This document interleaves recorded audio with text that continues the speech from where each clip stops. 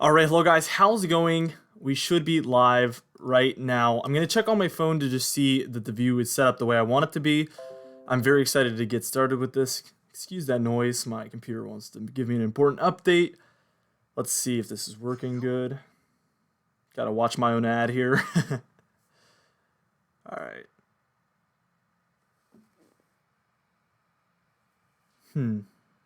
Let's see. Looks like it's the right height. I don't want that stuff on the side. I want it to look really, really clean. So I'm going to just try dragging it away. I want it to look really good here for you guys. But we have a slight risk for severe weather. We actually have a severe thunderstorm warning already out there. I'm going to get right into that in just a second. That one's going to be for, actually, I think it's for Missouri, Illinois, and Kentucky. So we have a triple state there. Okay, that looks great there on camera, so we're looking good. Go ahead and comment if you're in the stream right now. Say anything you want to say, and I will respond. What's up, everybody? Everybody's having a great time, it looks like. Hi, guys. I'm here. All right, so we're talking about does everything look good, guys? Do you like the clean look? If you've been on our past streams, you probably noticed this looks a lot better than it typically does. A lot more just clean overall, I would say. So, all right, we have a general thunderstorm risk in this lighter green shade, and typically we don't see a lot of severe weather within there, but in our darker green there, we have a marginal risk, which is where the risk seems to go up. And then within the yellow, that's where we have a slight risk, and that's going to be our highest risk for the day. Most of our severe weather is going to happen within this region right here. We have cities like Memphis, Little Rock. Little Rock is right on the border there. Nashville. We also see Princeton there. Bowling Green, I know, is a bigger town. Poplar Bluff, I think, is Bluff. Sorry, I think that's a little bit bigger. We have Memphis and then Jackson, Tennessee as well. So a lot of bigger towns here within the yellow region. So a lot of people being involved with this slight risk, which don't let it fool you. Slight is actually a little bit higher than it sounds. We usually do see a lot of severe weather within bigger areas of slight risk, and that's what we have today. So I'm expecting some severe weather to definitely occur today. Let's go ahead and look at those individual probabilities. And here's for tornadoes. This is obviously not something you want to see, and we actually have two different regions now. Earlier today, we only had this upper one up here. Now we have this lower one down here. And this is where we have a 2% risk within this green area. Jackson, Mississippi is in that. Laurel, Mississippi. Meridian, Philadelphia, Mississippi. Lots of towns like those areas there are going to be within this area of 2% chance of tornadoes within 25 miles of a given location. So there's only a very, very slight risk of tornadoes within that region. Here we have that same green region for Nashville, Memphis, Little Rock, Huntsville, Alabama as well.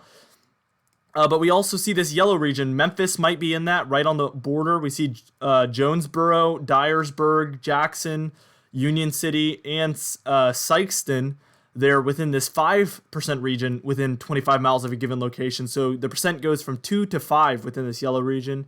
And that's only for our tornadoes. Let's check that significant tornado parameter, and you see we don't have a chance, or too high of a chance that is, for any significant tornadoes there. It's frozen up a little bit, so we'll see if this doesn't close out. It's going to suck if it closes out. I'll take this moment to look at the comments. It's not responding right now, but hopefully we'll recover there. Otherwise, I'll have to reload it. I think I zoomed in and zoomed out too fast there. But let's go ahead and take a look at some of these comments. The audio sounding good. I'm glad to hear that. Let's see. Slight risk. Everybody's talking about the risk for severe weather. Oh, the SPC is getting ready to issue a watch. Interesting stuff. I'm going to go ahead and close out of this. We're going to reload it, which takes a second, but I'm going to just have to do it. I accidentally think I opened it too fast. Shout out to the direct weather background there. Maybe I should start selling those for a couple dollars, the backgrounds. That'd be funny. All right. I got to redo this too. That kind of sucks.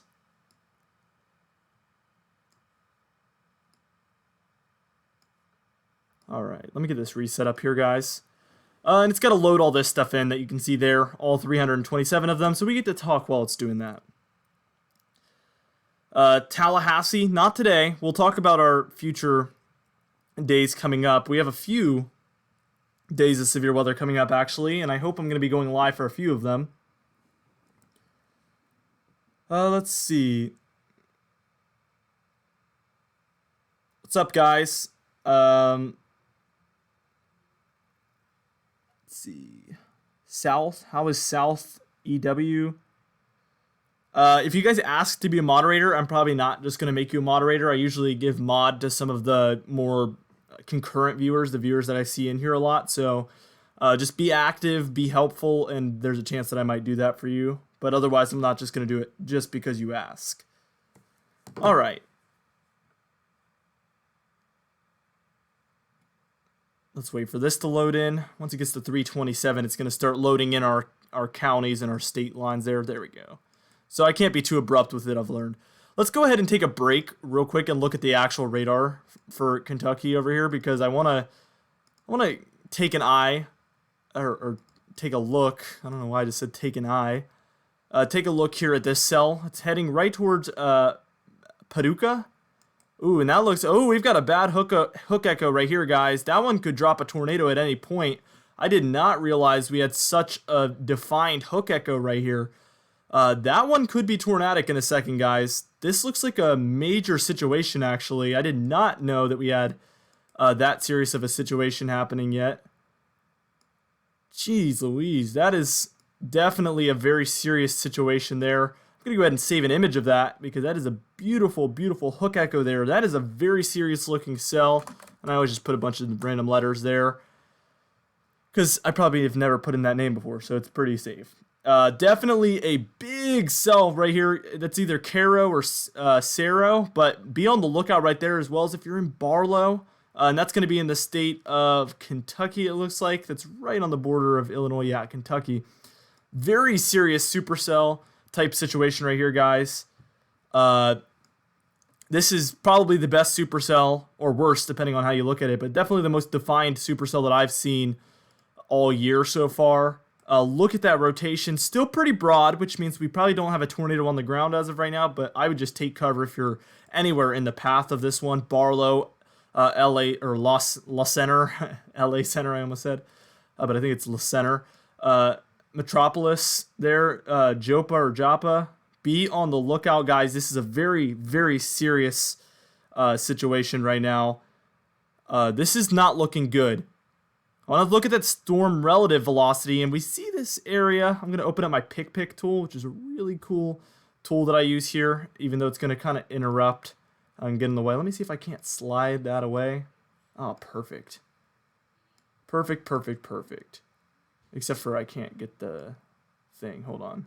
Let me see. Yikes. I want to see if I can't get the whiteboard out. Okay, there you go. So we have this area here. Actually, I should probably pick a different color. Let's go with blue. That's going to be the most visible here, probably. I'll go pretty big with it. We have this area of rotation right here. The green is going... I forget if it's red or green that's going towards the radar site, but one of them is heading this way, and one of them is heading this way. And this just creates some rotation within here. And what this causes is rotation, and then a downdraft can push that down and become a tornado.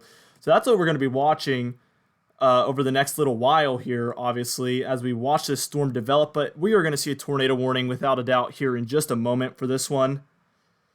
Definitely very, very serious tornado situation could be about to take place here, as that is a monster supercell right there, guys. All that purple is just very, very high DBZ, which is indicating very heavy areas of precipitation. Well, we have a really cool tool here where we can actually look at the mean estimated size of hail, and oh my goodness, guys. That's some 2.5 to almost 3-inch diameter sized hail, so very, very large size hail there. I got 2.7 inches right there, 2.2, maybe 1.7 there. It's 1.6, and that's a very wide area. South of Mounds, north of Cerro, heading right towards Barlow and La Center there. So a very, very serious situation, obviously. And we have the severe thunderstorm warning, and probably we're likely to get a tornado warning here in just a moment, I would suspect, with this one, as this is a very serious looking supercell. That's a mean looking storm right there if I've ever seen one. But yeah, if you're in Sierra, you should be taking cover right now. In Barlow, you're just about to get the hook end of this one. Let's put it back into motion here. You can see that one develop into what is now a very, very strong looking supercell. And you can see it just gets more and more of a hook to it as time goes along, and it has that very classic V signature. So we're going to take another look here with our drawing board. And what I mean by V signature is this right here. We look for a V, and we kind of see inflow from this region. Usually there's a little bit of weaker area of precipitation, and even though it is weaker, it doesn't look too weak.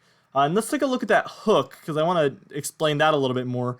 We see this right here, and when I say hook, this is what I mean.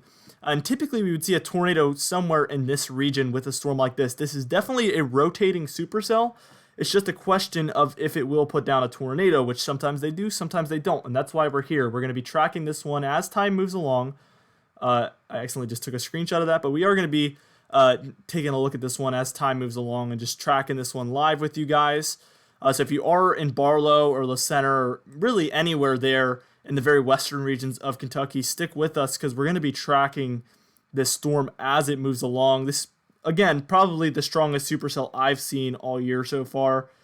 So it could be a very, very serious tornado situation getting underway here. So I'm going to look for some rotation in this general vicinity.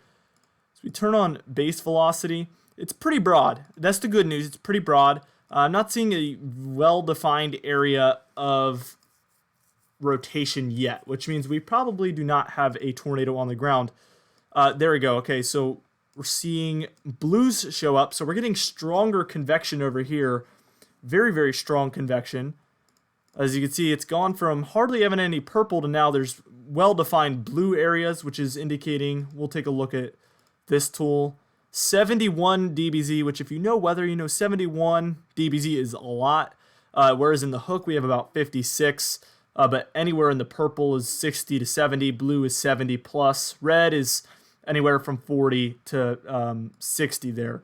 All right, let's take a look at our correlation coefficient, or correlation coefficient, that is.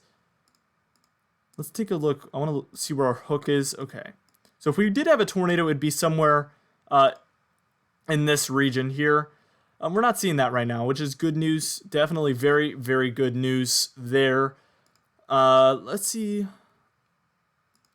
We had a storm in Alabama. I believe it was Alabama. Yeah, I think it was western Alabama a few weeks back, and we actually spotted a tornado on radar before it even touched down, and that one actually ended up killing people. So I think it claimed the lives of 6 individuals in a town in Alabama. That was a very, very sad day, and that was one of our 2 big severe weather outbreaks we've had so far this year. Random YouTuber, you said you're in Sierra? If you're in Sierra, that's not good. Okay, we just got another update there, I think. Is that another update? No, that's the same one, but still, we have a really well-defined hook signature there. Still not looking like we have anything on the ground, like I said, but that rotation is starting to kind of get its act together. We're going to have to definitely continue to pay attention to this one. Let me go ahead and turn on my national radar so we can take another look at some of these cells. Just make sure we don't have any developing right now that are going to need to get any attention as well. But it does not look like we have any serious thunderstorms out there besides this one yet, which is obviously very, very good news. But I'm expecting we're going to get many, many more here in the coming hours. Maybe we have some here on the underside down by Montgomery, but I don't think our severe weather risk is really too enhanced today. Let's go ahead and take a look at that tornado probability. And this is on the very north end of our tornado probability, actually, but definitely within there. You can see right there. So, I think I switched the precipitation typing? No? I don't know what's going on there. But yeah, definitely a very serious supercell here. Did we just get another frame? Yes, we did. Okay, let's take another look. Definitely is that V signature there. I don't even have to draw on this one. You can see it very loud and clear there. And let me go ahead and take another look at that velocity. Okay, and we're starting to get some rotation now, which obviously is going to have me concerned. Let me get this off the screen real quick. Right in this area, definitely not looking good. Definitely not looking good. This is heading away from the radar site, and that the green is heading towards it. So let's go ahead and get our pick back on the screen. Our pick is my drawing board, by the way.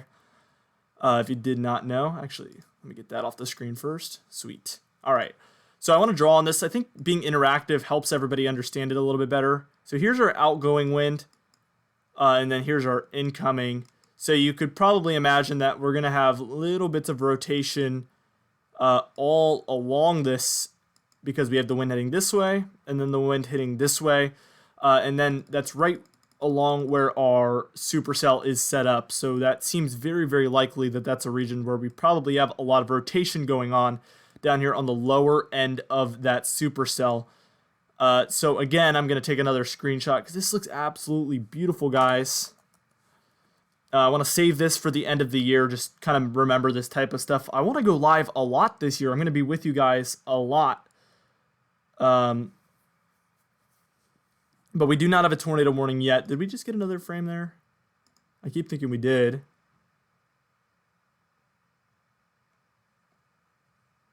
But definitely this frame came in at 52, and then 558. It's 559. So yeah, we did just get a frame a couple minutes ago.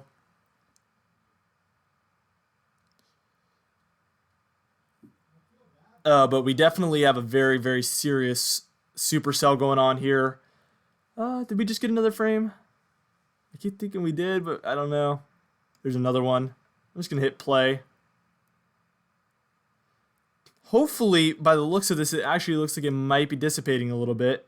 But we definitely want to take it very, very seriously, because sometimes these storms can look like they're dissipating and then they kind of look a little bit worse. But this one definitely looked worse a couple minutes ago than it does right now, so that's really, really good news. Once this supercell starts to kind of calm down, I will talk a little bit more about the probabilities for today, but we have a general 5% risk for tornadoes today. Well, yeah, this one definitely poses an immediate threat for southern Illinois, to answer your question, Jill. Indiana, this one will eventually be heading towards Indiana, as this one's heading kind of in a north, or mostly an northeasterly direction, I would say. Let's take a look at that velocity once again. Definitely a rotating supercell. Just going to have to wait and see what happens with this one. I wouldn't say we have a tornado on the ground. Yeah, definitely looks like we're safe for right now. But if you're in Barlow or La Center or Keville or Cavill, however you spell that, I would definitely take cover as a precaution here, even though the storm is looking a lot better than it did just a second ago, which is definitely good news. But if anybody knows what a bad thunderstorm looks like that produces tornadoes, you would know that this one definitely does not look good. And it's definitely incredible that we saw a thunderstorm that looks this incredible on just a slight risk day. It just goes to show that just because it's a slight risk does not mean that there's not very, very dangerous storms on the way. But yeah, definitely in Barlow, you're about to be impacted by this one. Let's go ahead and look at some of our other cells we have going on. Let's see if I can't get a radar site over here. Well, we got Springfield. No, we're not going to get a close one. All of these cells look to be kind of in between sites here.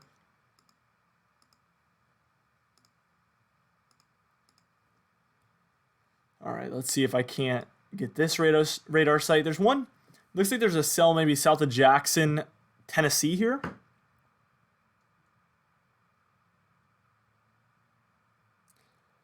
This one doesn't look too bad yet. The cells developing down there in Missouri. Yeah, I would suspect that these ones are going to be heading into the general Illinois and then Kentucky, and then eventually, obviously, Indiana as well, area here. Let's take a look, see if we can't get a radar site that gets a little bit... Well, I think Springfield's going to give us the best view of these ones. There's kind of a radar hole right here, and a radar hole means that there probably should be another radar site somewhere in between all of these that would give us a better view.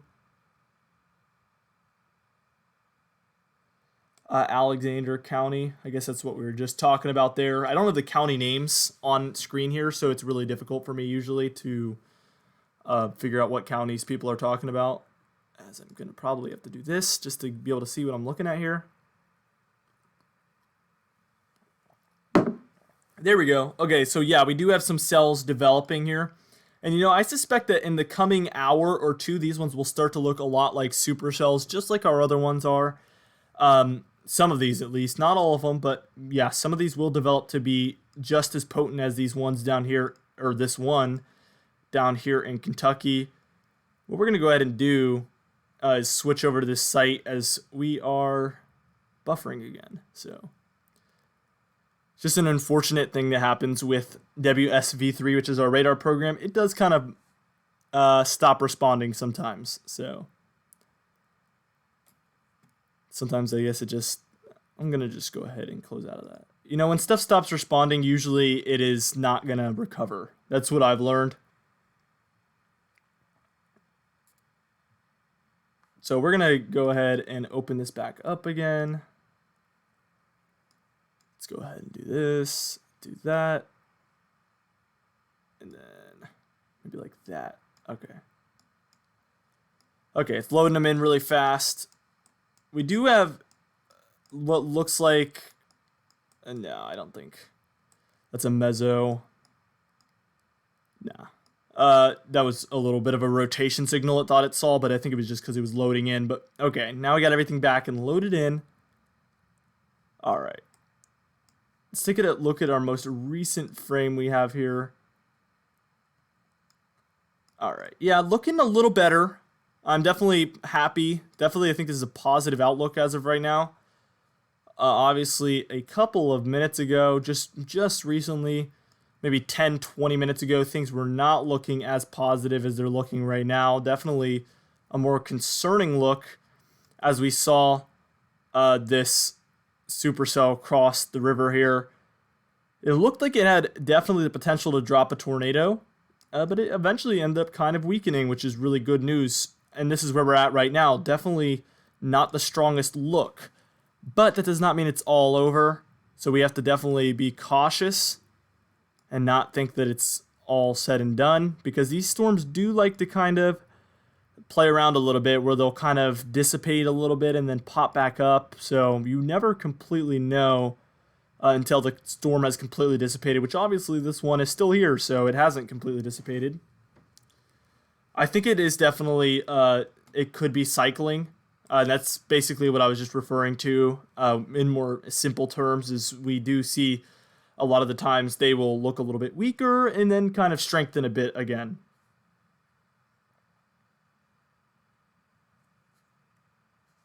Yeah, definitely ping pong sized hail. I would say even bigger is possible.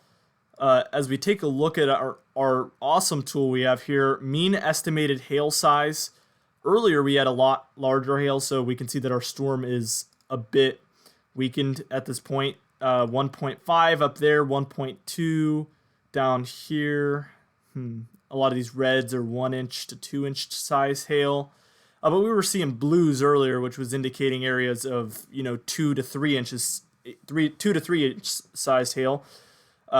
David Angelus, or David Angels, I'm pretty sure it's Angelus. Thank you for the $5 donation. I appreciate it a lot. I haven't mentioned it yet, but if you did feel inclined to donate like David just did, you can go ahead and do that by using the bottom right-hand side of your screen if you ever feel inclined to do that. Also, if you're not a subscriber, I'm going to be going live like this throughout the spring months, so I would highly recommend you do that as well if you're interested in weather-related content or severe weather content. Yeah, definitely, we just got a new frame here. Definitely looking a little bit better. Our V signature has pretty much completely dissipated, so that one was a doozy, though. That was definitely frightening for a little bit there. But like I said, not completely over.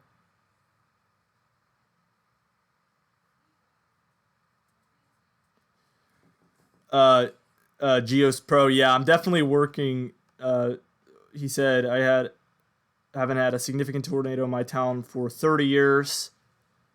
I have a feeling this year ends that streak. Well, we've had a streak with not a lot of mega tornadoes recently. I think I mentioned in, what was it, 2 or 3 videos ago, I mentioned that we've had 0 EF5s since, what was it, 2013, I think. So it's been so many years, 7 now, since an EF5. In 2011, we had 6, I think. I think we had 6 EF5 tornadoes in 2011 alone. So that just goes to show how quiet it's been.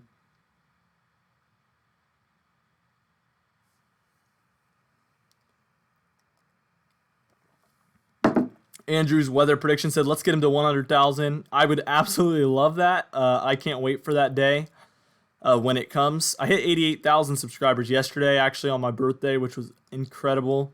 Awesome birthday gift. Looks like we have a cell that's kind of like, I don't know what I would call this. Maybe it's little brother here. But this one looks to kind of be moving away from the main cell and kind of becoming a storm of its own up there. And it's heading towards Karnak, Cyprus, Belknap, Vienna there, Golconda. A lot of these towns are incredibly difficult to pronounce, but that's up there in Illinois and Kentucky right there on the border. So it'll be interesting to see what that one does.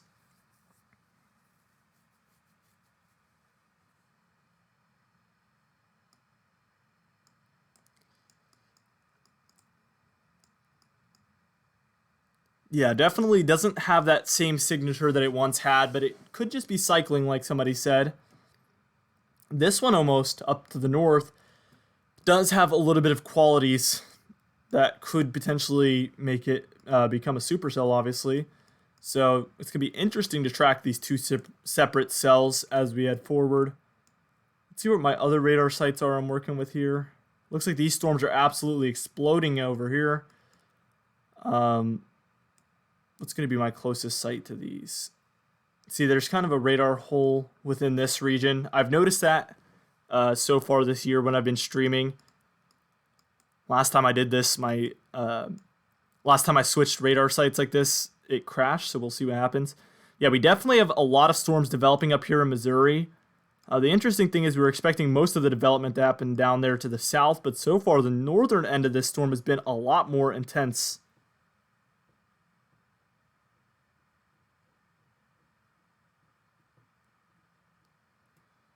So we're going to have to wait and see. Let's take a look down there in Little Rock, see if anything's happening down low. I use WSV3. It's a great radar program here, but it costs, I think, $25 a month. So it is a little bit on the steeper end, but you can get the free trial if you'd like to try it.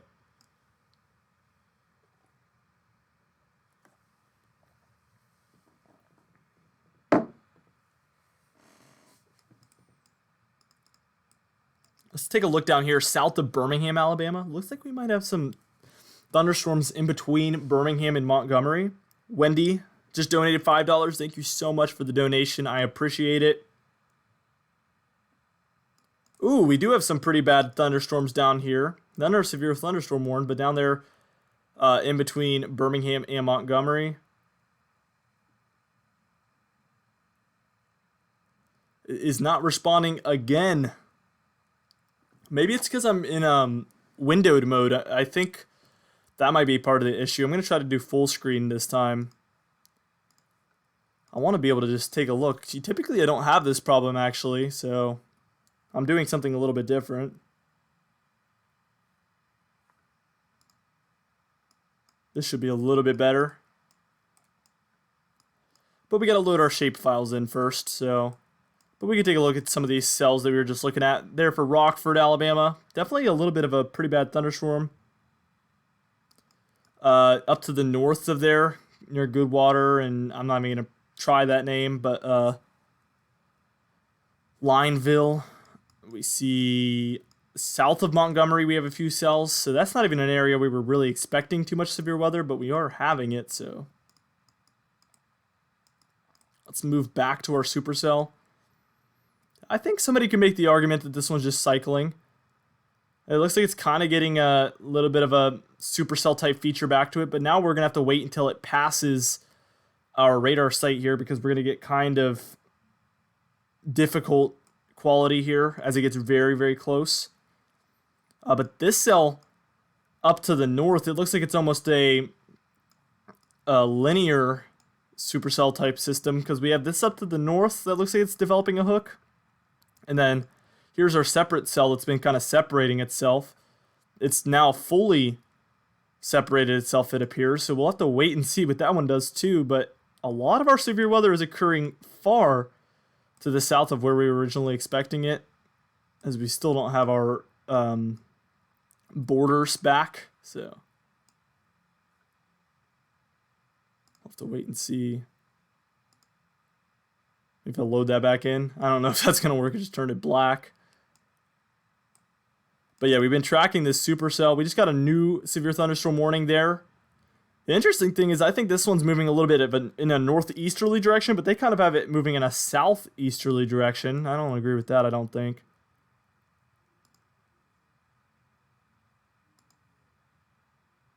Oh, it's loading the shapefiles in now. It wasn't doing it for some reason, so I think it just restarted. The shapefiles is what's going to be our border, so we can see areas a little bit better. Clinton, where's Clinton? Is Clinton up here? I'm not good with these names out here. I'm not very familiar with the more westerly area. I'm from the East Coast, so it's a little bit more difficult for me.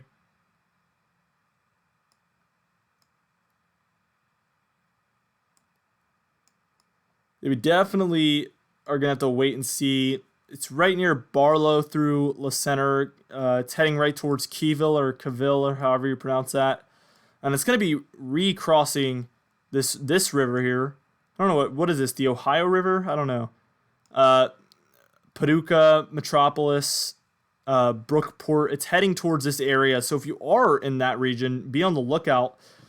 This storm, people are getting really political in the chat, I just noticed. So we're just going to remove everything political. Just because we don't want to be talking about that. Yeah, it actually does look like it's kind of recycling. So we're going to have to wait and see. This one could be a long-lived storm that we just have to continue to track, guys. So it's going to be a long day, I think. And it's going to be interesting to track these storms. But again, let's talk about that probability map here. Here's our categorical outlook, and it looks like they've extended it north actually a little bit, which I agree with because they probably wanted to get this storm involved there. They're noticing a lot of the development has been a little bit further north than what was expected. Somebody just asked if this is going to drop a tornado. Well, I can't tell you for sure, but I can tell you that this can potentially do such things. But we, in our slight risk region here, which is going to be our highest risk for severe weather today, we have big cities: Little Rock, Memphis, Nashville, Bowling Green. We have Jonesboro, Jackson, Tennessee, that is, Fayetteville, Tennessee, Bowling Green. If I already said that, I don't know. All of these areas in the slight risk region here. Now, we also have some chance for tornadoes. We have a 5% chance region, and the 5% chance is 5% chance within 25 miles of a given location. And then let's look at our probability hail outlook. And I noticed it had this little green area in the middle. Ignore that. I don't know what all that is about, but we have a 15% chance of hail within this region, which is actually just going to be our slight risk region. And then our probability wind outlook is a little bit further east, but we see areas like Jackson, Tennessee, Columbia, Tennessee, Nashville, Tennessee, Bowling Green, Kentucky, and then Murray, Kentucky, all in that wind risk. Also, we have a significant hail parameter here, which is going to indicate areas where we think there could be large hail or a significant chance for large hail within this region. And actually, interestingly enough, right on the northern end of this, we were just having 2-inch diameter hail. So this outlook seems to be doing quite well so far. But again, as I pull the whole categorical outlook back on the screen here, if it'll show up, I guess it won't. But anyway, our slight risk region, that's where we have the highest risk today. And slight risk is a little bit misleading because slight risk can be quite high, actually.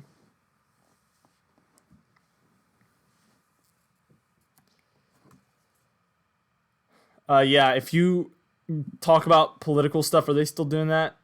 we're going to be muting people or giving them timeouts, which means you can't comment for a certain amount of time. So just don't.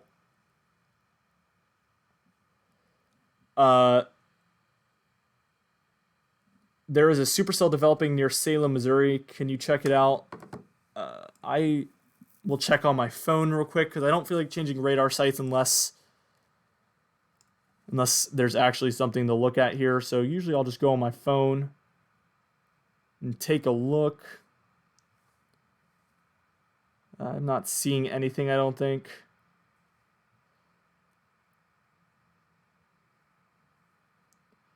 No, there's no supercells developing yet. I get a lot of people in the comments that say like their hometown and they say, oh, there's a supercell developing east of Dallas. Please check it out. And then there's nothing. They just want me to take a look at what the radar looks like where they live.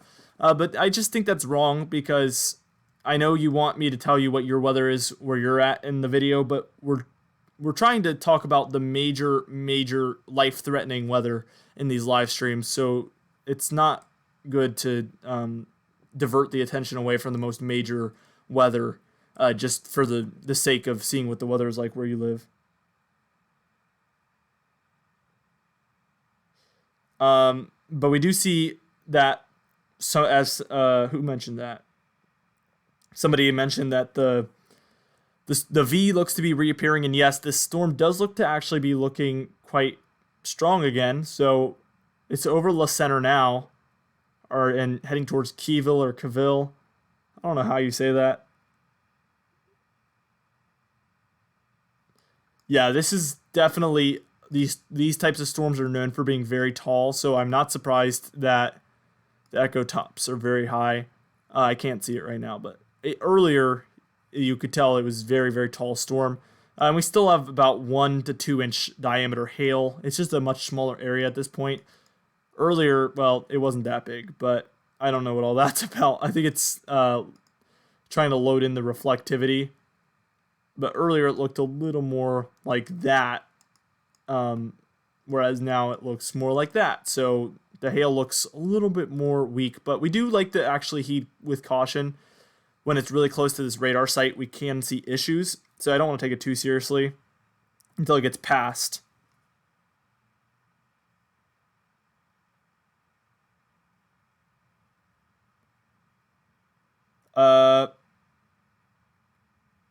Oh, we have a tornado watch. Let me go ahead and see if I can load that in. I think I have my watches set up. Yep, if there's a, yeah, okay, here we go. So we do have a tornado watch here that just popped in, as somebody mentioned. Let me see. It wants to pop up behind my thing. There we go. So as you can see, it's tornado watch number 35.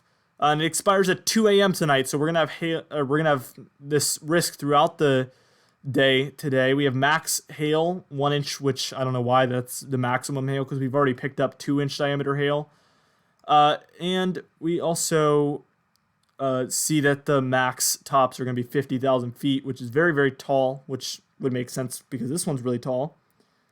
But yeah, we do have a tornado watch within this area. A tornado watch is not a tornado warning. Tornado warning means, hey, there's a tornado right now. Tornado watch means, hey, there might be a tornado later. And as you can see, like I said before, this one expires at 2 a.m. So that's when your risk for tornadoes in this watch is going to end. But sometimes we see those get extended, so it might not be over by that point. But the immediate risk will be over by that point.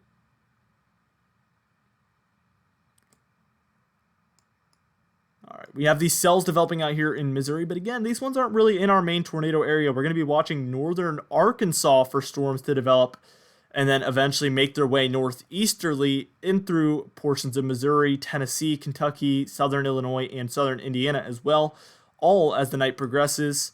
We've already seen our first major supercell here, and I think it probably has a hook in there somewhere. It's very close to the radar site, so it's hard to tell, but definitely a very strong storm here. Yeah, we've been watching Parker Copeland, this supercell, for the past maybe 30 or 40 minutes here, so it's been a long track here. Yeah, we've been watching that tornado watch for a while now. Um,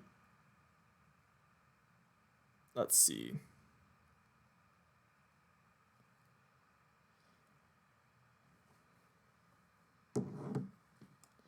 But we definitely, I think we're probably going to get a few more viewers just from people that are getting this tornado watch to pop up. Usually, I've noticed whenever there's a tornado warning, like we had one down here. I think it was like one of these towns, like Fort Payne in Alabama or something, and somebody shared it with their friend on Facebook, and we had just like half the viewers were from this little town in Alabama. It was really funny, but it just goes to show that once a tornado warning or tornado watch pops up for a town, people start searching it up then. Is there a tornado warning in Missouri?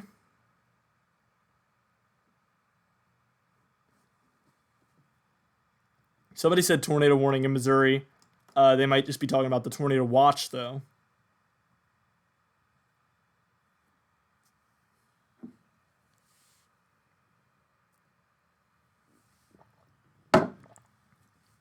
Definitely a very serious situation. Want to watch this one to the north, though, too, because this one kind of has a V signature. And what do I mean by V signature? If you're a new viewer, I mean this right here.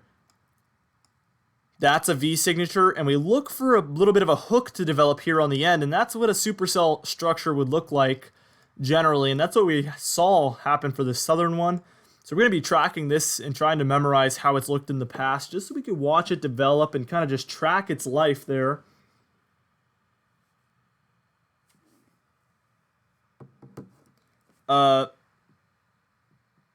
Somebody said, looks like Memphis might be dodging a bullet. You're not in the tornado watch, but I don't think you're out of the water yet. If you're referring to the severe weather risk, you're still in that slight risk. You're in the yellow if you're in Memphis. So that means you're not for sure safe from the severe weather. And you're right in between the 2% and the 5% risk for tornadoes. Obviously, any chance for a tornado is reason to kind of be cautious.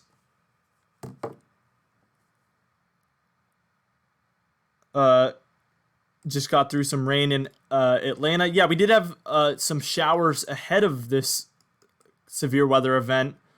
They're not really as severe, obviously. It's some general thunderstorms with some showers mostly for that area there. But on the very northern end here of our slight risk, we do have this one supercell, which has been the most concerning thing this entire stream so far.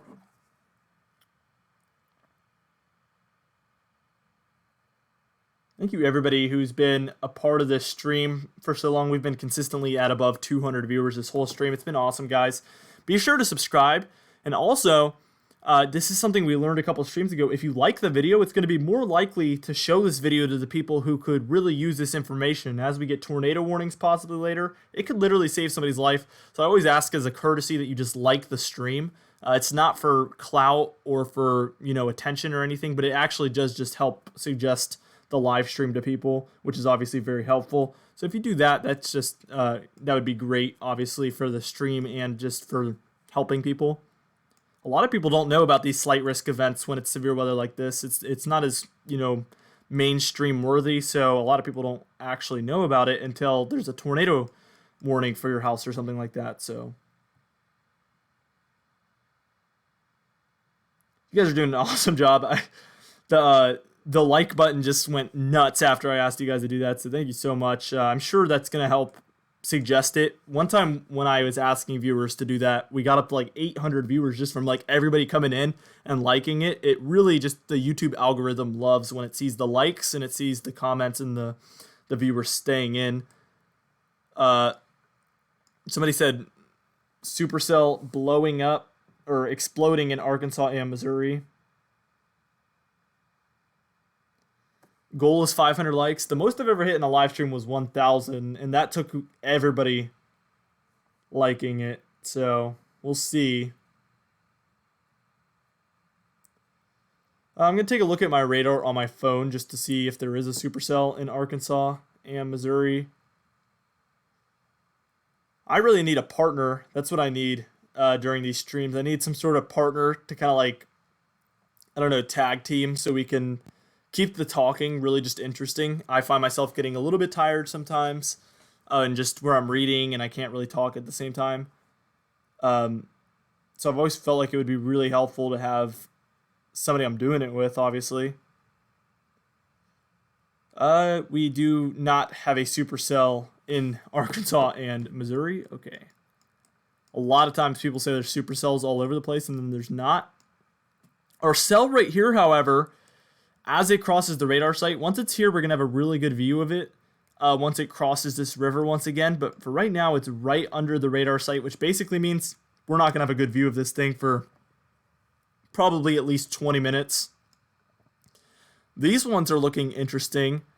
Again, like I said, we're watching our V structure here. And this one almost wants to kind of have one too. That's what I always look for kind of the beginning. And this one kind of looks like it has a little bit of a curve to it at the end. And maybe you can make the argument that that one does too.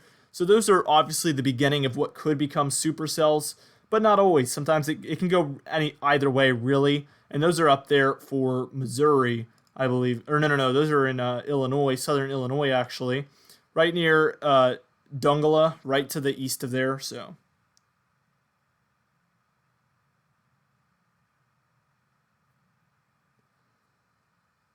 let's see. Somebody said there's a Supercell logo on your phone. You mean on one of the radar sites? A lot of them have thumbnails or whatever you would call it as supercells. In our radar hole here, we do have one that looks pretty interesting right there near Poplar Bluff, but we're not going to get a good view of it until it's closer to Poplar Bluff. So I can't give you any up-to-date information on it because we don't have any.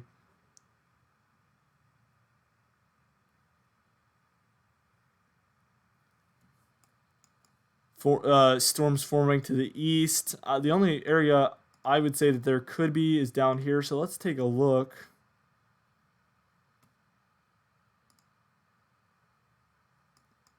I wouldn't say there's any thunderstorms developing yet there.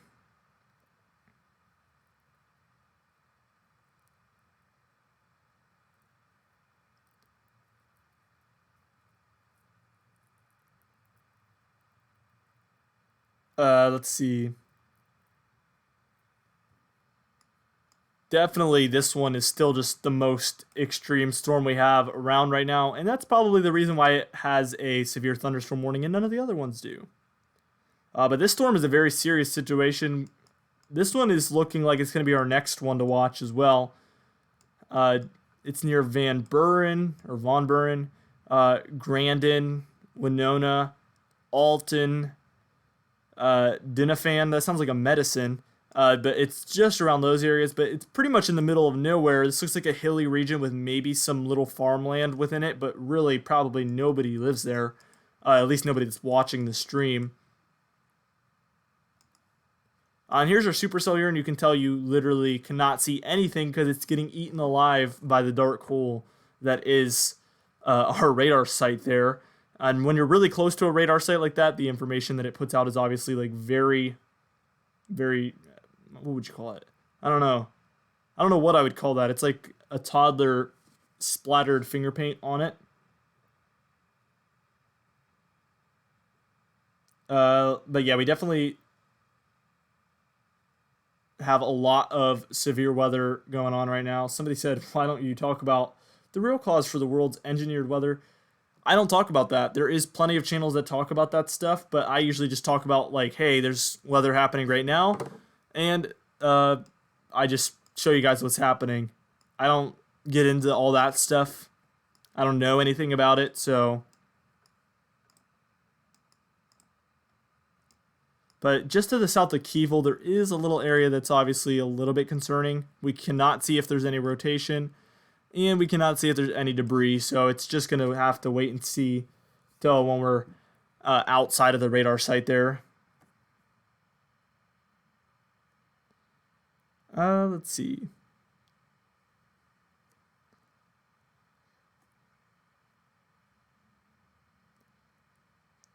You guys did an awesome job liking the video. By the way, you hit 200 likes in like 10 minutes. Let's see. It's northern Arkansas. I can try to switch to the Little Rock site, or I guess the Springfield one's going to be our closest view here. We might be able to see some of these from here, but really they're in our radar hole. Oh yeah, we do have some pretty bad looking cells. Okay, these are going to develop into supercells most likely, but they're heading right for our radar hole where we're not going to be able to see anything. This region right here, we need a radar site, I would say, right here in, what's this place called? Hoxie, Ridge. That looks like a perfect location for a radar site. Maybe a little bit further away from this one, maybe West Plains, but we definitely need another one right in there because it's basically impossible to see information within this region. And today's a day that's a good example of why we need better radar sites within there because it's hard to see these. A little bit of rotation so far. These ones could definitely come in and be tornadic. These ones as well. So all of these storms are looking very, very intense. You know, I would say probably today, based off of how it's gone so far and how, I guess, just convective everything's being, I would say we probably could have gone with an enhanced risk and been safe, but it's just always a tough call. Let's go ahead and take a look at what those CAPE values look like. And CAPE is convective available potential energy, and it really just is a measurement of how good the environment is for thunderstorm development.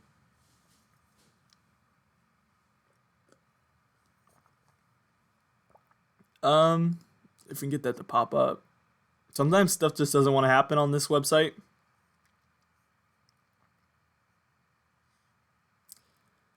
All right, so we're not going to get that. Let's go ahead and just take a look at what the temperatures are. Lots of 60s and 50s, so these are some cold thunderstorms. And our dew points are generally in the 50s right here, so these storms are developing in areas where the dew point is quite low for thunderstorm development, actually. These areas as well. Our one over here, well, that's 50s dew points as well. The dew points to the south are much more favorable, as we have dew points in the upper 50s and then in the 60s, which is usually what we look for severe weather development. Interesting stuff right there. Okay, there we go. We got our CAPE. Okay, so we do have a good amount of CAPE. There's actually a lot more than what we were expecting to have.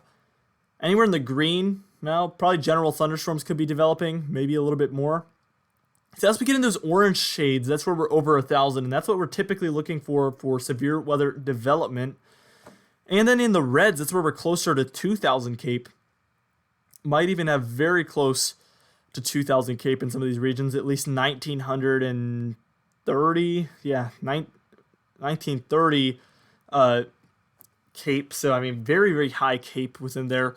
Well enough for severe weather development. So it's all just about if these storms can get their act together. And these ones are developing very quickly. So let's go ahead and take a look at this one, see if we can't get a better view here.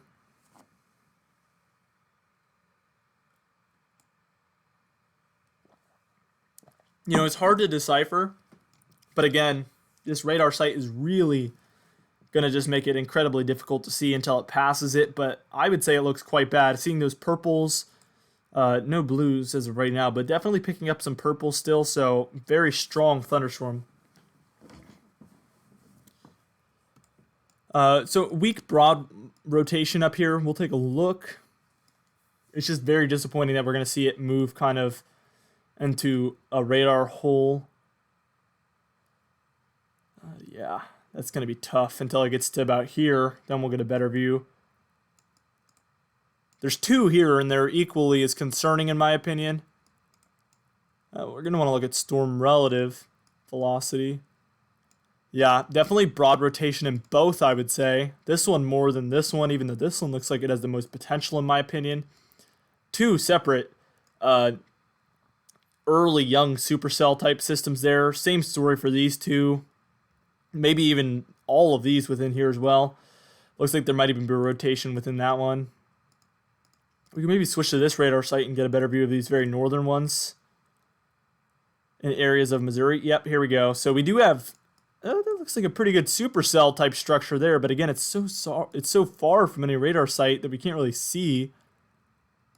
turn on that. Yeah, we got some rotation here, so this one's definitely not looking too good. I would say this one at least deserves a severe thunderstorm warning, and some of these look like they might even have a bit of a hook echo as well. Let's switch back to these ones south of Mountain Grove, or I'd say north of Mountain Home, Arkansas. This looks like an area where not a lot of people live, and it's heading towards more favorable conditions.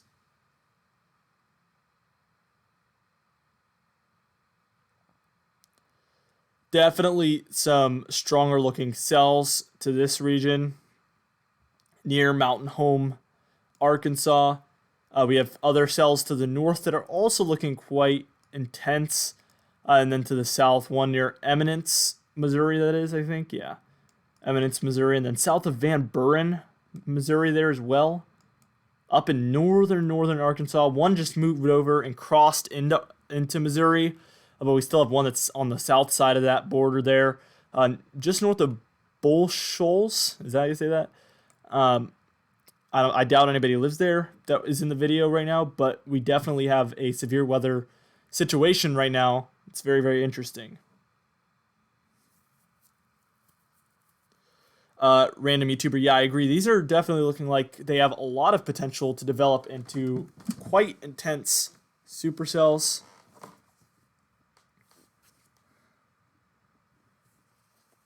When I see rotation, I sense tornadoes.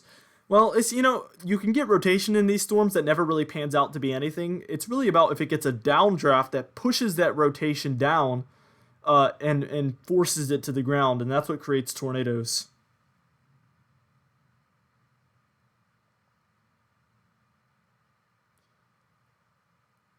Let's see. John Phillips said, "Do you think southern border of Indiana that borders Illinois will see much?" Well, let's take a look over there. We'll switch. So you mean, where's that going to be? So kind of near Evansville. Yeah, kind of near Evansville. Well, you're in the tornado watch, so I would say yes, there is a chance that you do see some thunderstorms develop. This one's not looking good, guys. I can tell that this one, probably when it comes out of this, is going to look like a very strong supercell. It looks like we have a regional airport there, and that's where their radar site is set up. You can see that they have the two runways there. So I'm believing that's an airport of some sort. But it looks like it's going to cross over this region, and I'm very curious about how it's going to look when it gets on the other side of that, because that looks like a very serious supercell type storm. And also this one near Tams. I would not be surprised if this one definitely eventually develops into some sort of supercell as well. Very interesting stuff. Very disappointed that we have a radar hole from Jonesboro up through Poplar Bluff. There's just so many places in the United States that really need radar sites. Oh, okay, we have another severe thunderstorm warning here, just north of Mountain Home. So this is our Missouri storms, and it's not for Arkansas at all. It's only for Missouri, just to the west of West Plains, and is right over Gainesville. Yeah, and these ones are looking like they're developing into some pretty healthy supercells. Let's go ahead and read what the National Weather Service has to say about this one. It was issued at 6:39, which was 2 minutes ago, and it expires at 7:45. So we have a whole hour. Wow. And it looks like we have 1 inch hail within there, and then 60 mile per hour winds.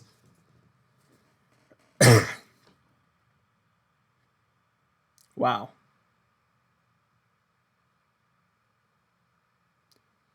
So definitely a situation we have here. Rotation, pretty broad, but nevertheless rotation. Both of these storms, sister supercells there. Always interesting when you have these storms interacting with each other so close that you know they're changing the conditions for each other. That's part of the thing that drives me and my passion for weather. And guys, as I take a look here, this is a tool that we have. Let's look at that rotation once again that I was just showing you guys. Let's look at the storm relative one. I want to show you from the eyes of somebody who loves weather and knows stuff about weather. This is what I'm seeing. We have the rotation here. The red and the green is not a good sign, so we have some pretty broad rotation. And let's move over to our sister cell. We'll call it sister cell B. And we also have a little bit more broad, but definitely red and green. And then we have another tool here that we can use. It's called correlation coefficient. And we use this tool to see the size of objects. The red is very small objects, and the yellows, greens, and blues is much, much larger objects. And we're seeing a lot of yellows and greens underneath the rotation, meaning there's bigger objects right where that rotation is set up. This is telling me there is a chance that we are seeing some sort of little tiny tornadoes or funnel clouds down there on the ground, causing wind, which is causing little bits of debris to interact there with what's being picked up on radar. So definitely a serious situation. Somebody said the Supercell over by Kevin has an echo hook. Where was Kevin? Is that in Missouri? Is that this one? I don't know. But yeah, definitely a concerning look here in Arkansas and Missouri, southern Missouri, northern Arkansas. I'm seeing signs that there could be tornadoes in both of these storms individually. Yeah, definitely a little bit of a hook there. Not too strong. This one has a bit of a stronger hook, but not as defined. And I'm sure this storm's going to come in and kind of follow in these ones' footsteps. Very, very serious situation here, guys. And these ones are picking up to the north as well, south of Salem. Oh, my goodness.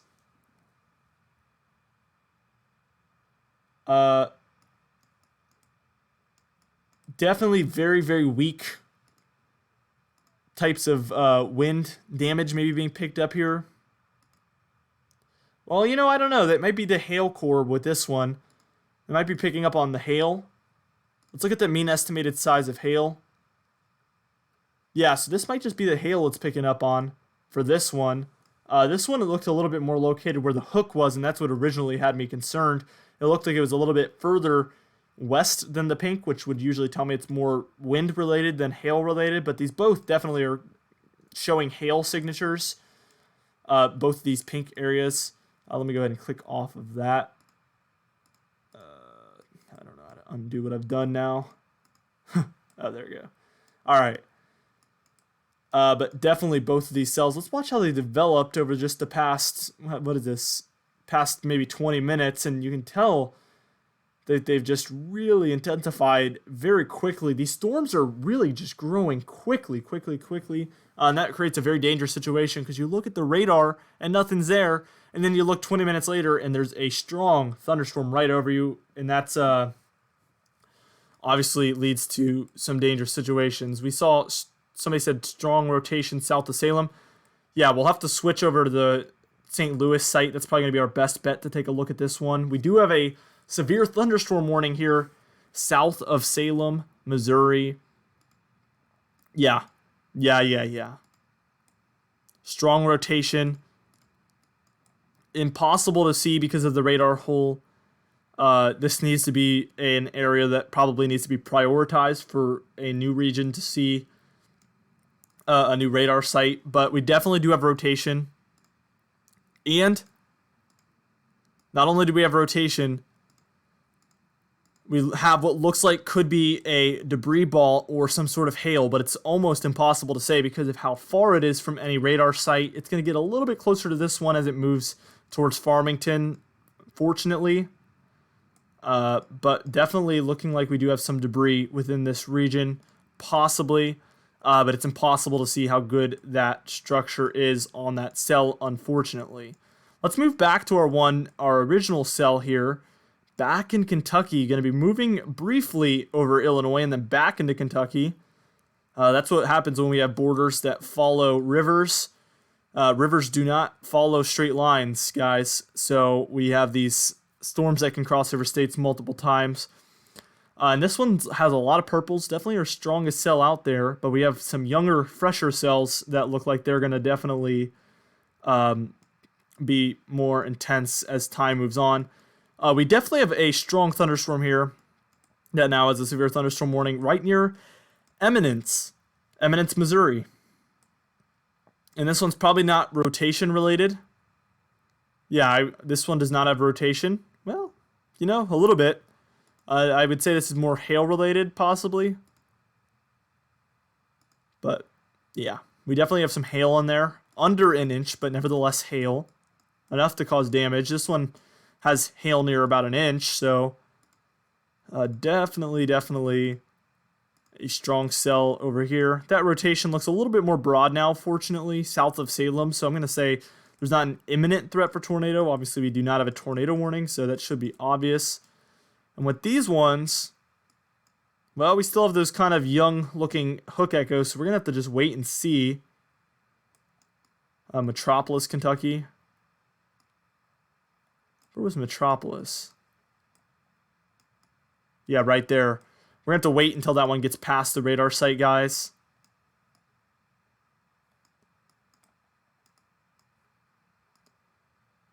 Let's watch these ones develop here as I press play on the radar. Yeah, definitely. We started out with no pinks, and now we have pinks and all sorts of hail within these ones. These are on the upswing, so these ones are starting to intensify. Our sister cells up there.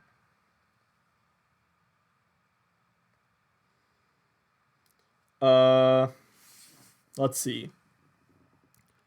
If anybody has, I always wanted to mention right now. Oh, we have a third. Wait, how many severe thunderstorm warnings do we have now? We have 4 right there, 5. So we have 5 severe thunderstorm warnings right now. Tons and tons and tons of severe storms. I wanted to mention I really appreciate it when you guys help me with viewing things on the radar here and just shouting out where you see stuff. It really helps me because it's obviously very overwhelming to try to find all the things that are happening all at once. So that's always very helpful. Now, guys, we do have a supercell developing right here, and this one is north of Viburnum, near Potosi. So we do have a supercell looking storm with some pretty broad rotation there. Is that near where our hook is? That is. And then our third test would be damage, and I'm not seeing any. So we definitely have rotation. We have that hook, but we don't have any damage yet, which means we probably do not have a tornado on the ground, obviously. And we don't have a tornado warning, so that would be weird if we did have a tornado on the ground. But definitely this one all of a sudden is looking like a young whippersnapper. That one came absolutely out of nowhere. It like twitched onto the screen and just became this incredible looking little supercell. When they're further away from the radar site, they do tend to look a little bit lower resolution like this one does. And when they're very close to the radar site, they look a little bit more high resolution where we can see the details a lot better. So obviously as this one gets closer to the highway here, this is maybe a national, or that's a state highway, I think, 67 there. As it gets closer to that road, it'll be a lot easier to make out the details, or the finer details at least. Let's take a look back at our Springfield radar. This one's heading right towards West Plains, Missouri. Yes, these ones, the hook is kind of going away a little bit. These ones still have a long ways to go before they could possibly put down a tornado. Let's go back to our Kentucky one here. It's about to move into Illinois briefly.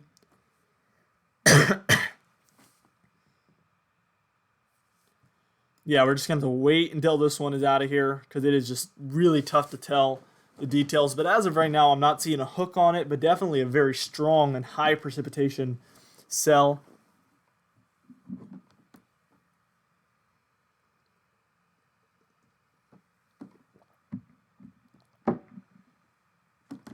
Let's see.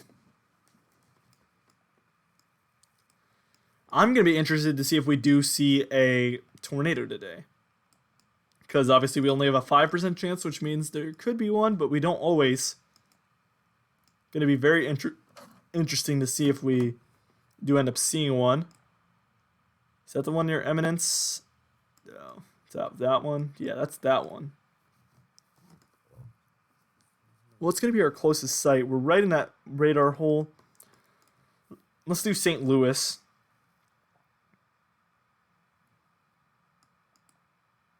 Yeah, really tough to say. This one's looking really good. Got some storms developing to its north. We're outside of the tornado watch there. This one says tornado possible. It is seeing rotation. What radar site are you guys looking at to get the best details on that Eminence one?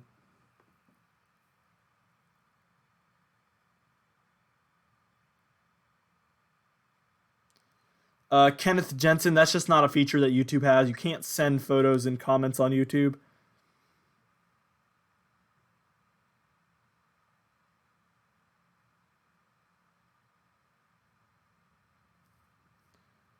Let's see. I want to get a good view on this one, but I really just cannot find the radar site that's going to be best for this one.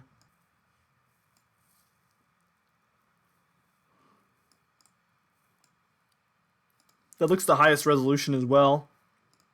Yeah, that does look like convection issues though as well, so it's just really tough to say.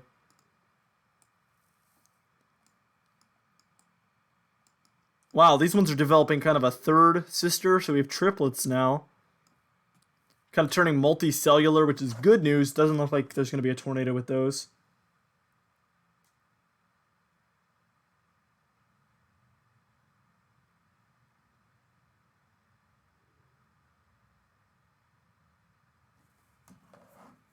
Let's go ahead.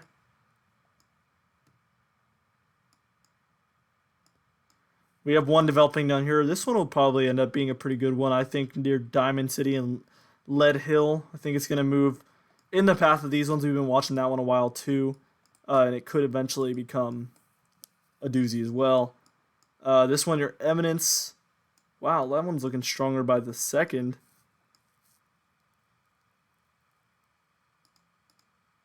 For a little bit, these ones are probably going to be most visible from the St. Louis site there.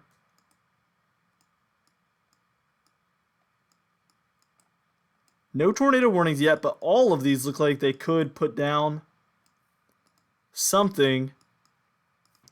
Let's see if we have rotation from this radar site as well. We do not have rotation from this radar site, so that just goes to show when you get that second opinion, it might not be as intense.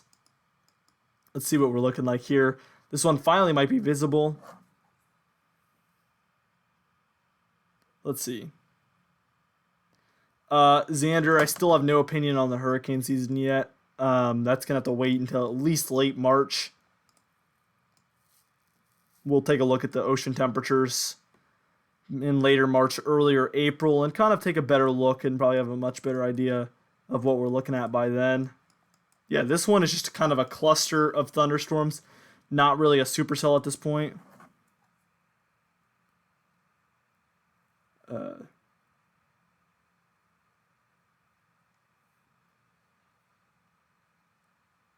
Let's see. Hail. Yeah, I just blocked the person who was spamming, so we're good with that, guys. Thanks for letting me know. Lots and lots of rotation here. All of the action has pretty much been north of our main tornado area. Let's turn on national radar too, just so we can get like a little bit of an idea of what's going on here.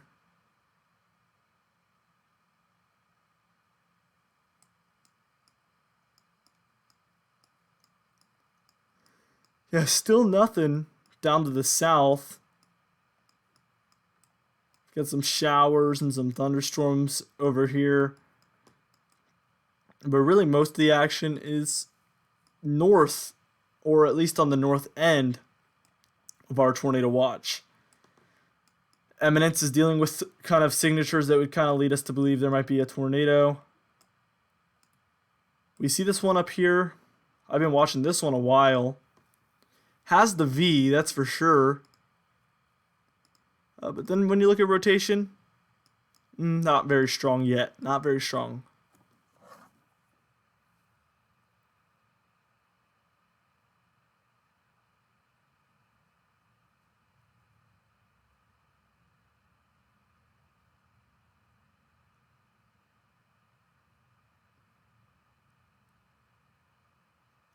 Which one's forming a hook echo?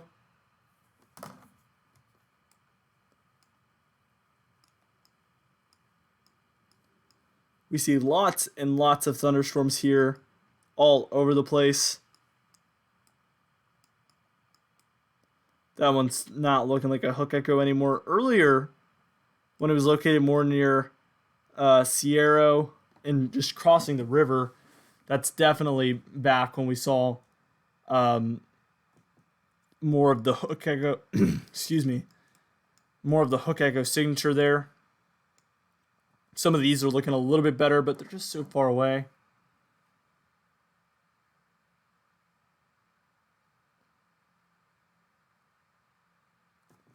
Let's see here.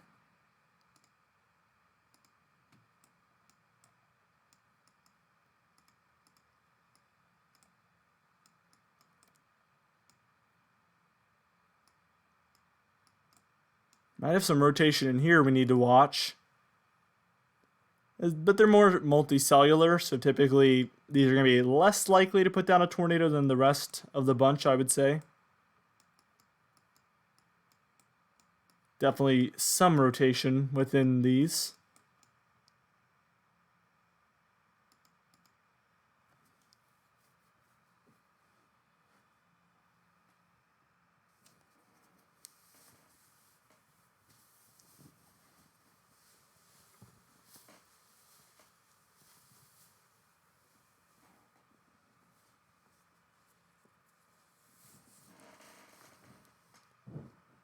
Let's see.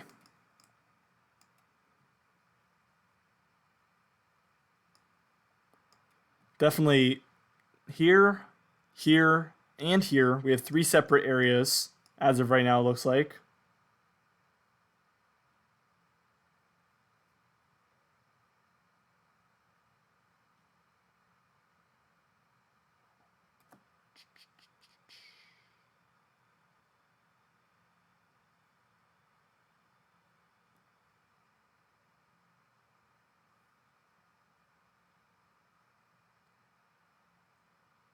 I'm trying to read the comments, guys. That's why I keep getting quiet. Because there's not like anything new happening right now. So I'm trying to find any comments that are kind of like question related.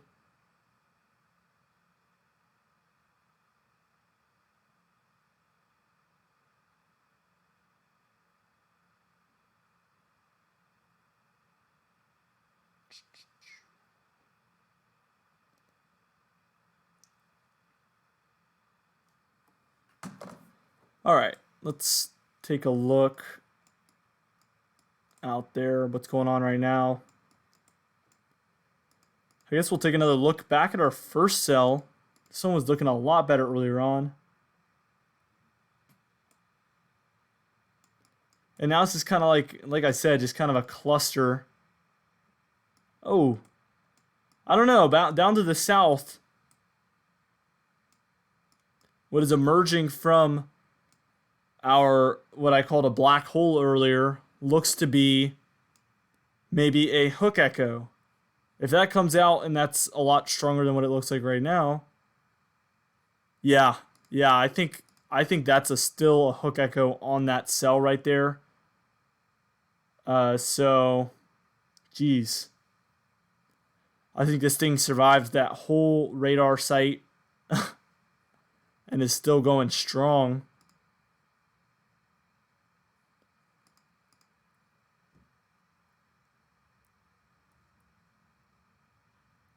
Wow, that is incredible. I want to keep looking for tornado warnings out to the west, though.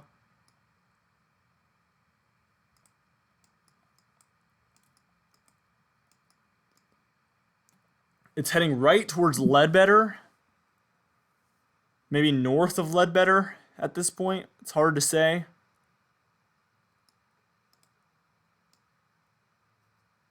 Right in Paducah, to the south of Paducah. I would say the very southern edge there. Might even have a little bit of a sister cell up to the north as well. Very interesting stuff here. This one needs a severe thunderstorm to the severe thunderstorm warning up to the north of Poplar Bluff.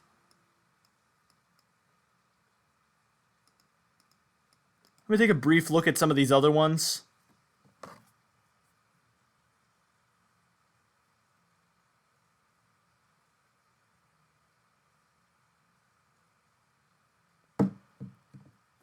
Yeah, this one has a nice structure to it. Definitely a supercell there. I'm going to put these ones in motion. I'm going to go get my phone charger because I need to charge that up so I can keep reading the comments. So that's going to take me like 5 seconds.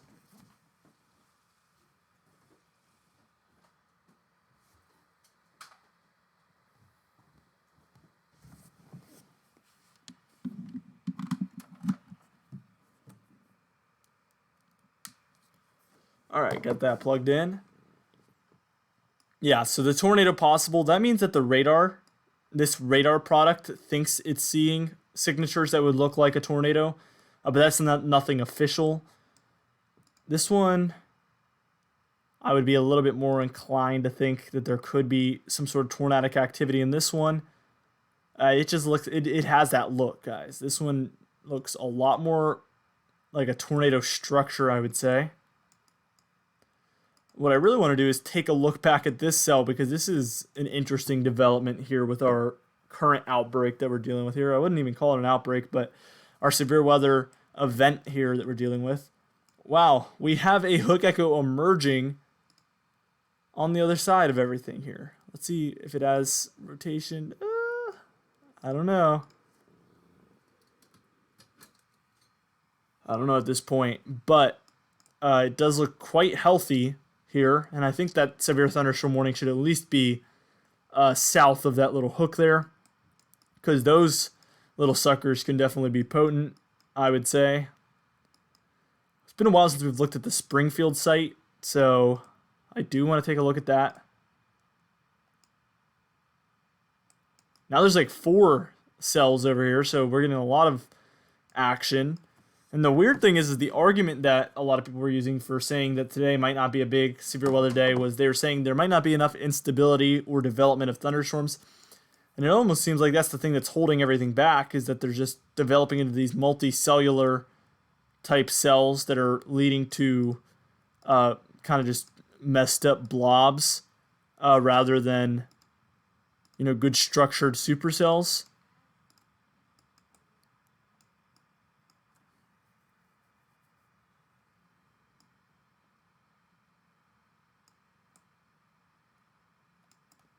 I want to take another look here at the St. Louis site. This one's giving us the best view of our very, very northern cells.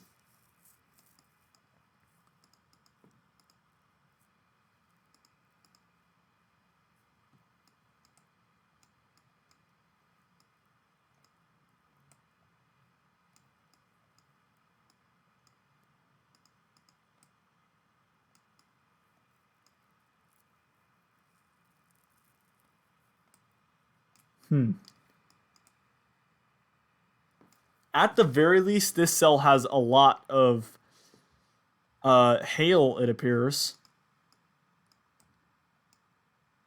Monster. Yeah, as far as hail, this is definitely a monster here.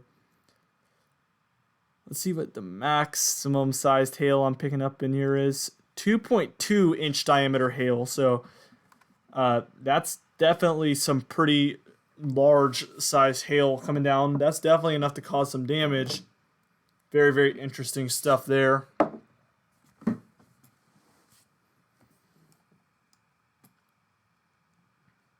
going to try to read some of these comments here.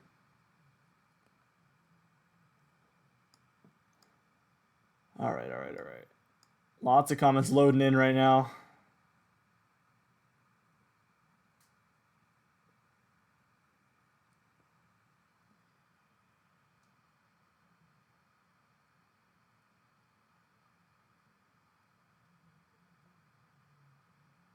Let's see.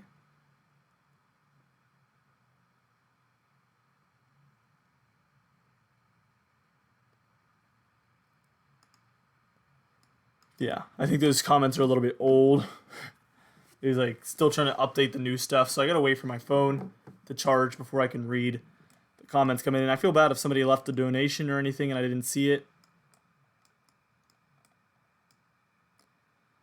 But yeah, right along the river, we're seeing hail fall into the river. That must be a sight to behold. Yeah, it looks like it's a little bit north of the river now. But definitely very, very strong supercell. Pretty small one at that, actually. Doesn't take up a large area. But it is a very potent storm. We've been tracking large hail. And we can actually look at the local storm reports here. If I turn those on. We've been dealing with reports of hail for a while now in this cell. Let's take a look. At 6:18, which was almost an hour ago, we had 1 inch diameter hail reported near La Center. And then in Keyville, we had 1-inch diameter hail as well. And just recently, we had 1-inch hail diameter, 1-inch diameter hail reported. And now it looks like over here we're probably going to get the same story, just a lot of hail with this storm and with these storms in general. I'm going to look for some other storm reports up here. These areas are much more isolated, I guess you could say. So, not dealing quite with the same amount of severe weather reports. That noise was just my phone. Finally charged. So I can see these comments, guys. I feel like I'm blind and I cannot see. Okay. I can see now. Also, be sure to like the video, guys. You guys did an awesome job. We're at 247 likes. Let's bump that up. Do your service. That's going to help suggest the video to more people so that we can inform more people about the weather that's happening over their house. Let's not do that. I'm going to show all my photos. That was a close one. Trying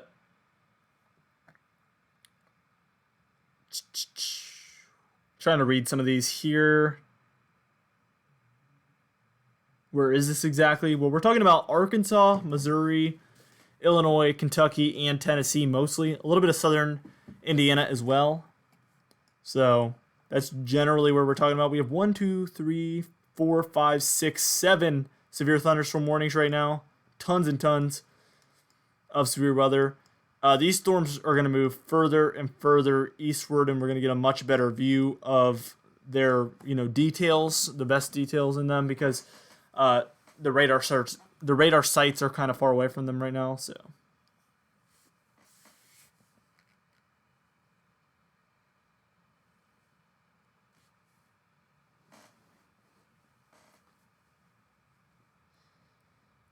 severe thunderstorm warning continues for Smithland, Kentucky, Burna, Kentucky, Hamlet, Illinois until 6:30 p.m. Central Time.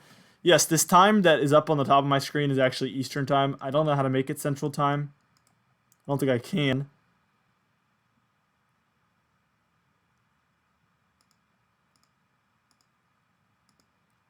Oh, messed up the rotation.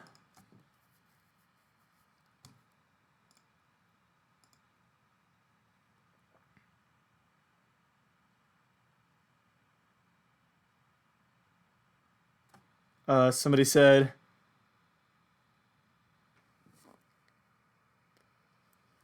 anyone think that El Reno tornado was the most deadly tornado in U.S. history? No.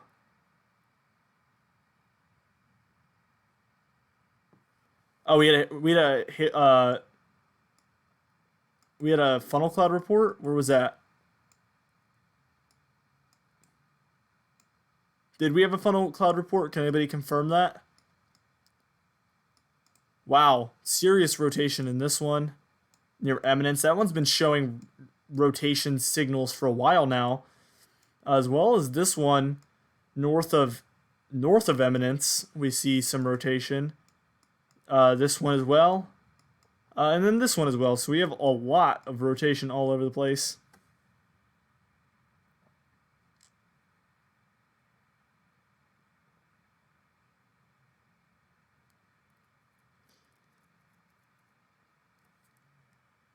Can anybody confirm that funnel cloud report? Because typically I get those for this, and I'm not seeing it right now. So that's the only reason I'm a little bit skeptical.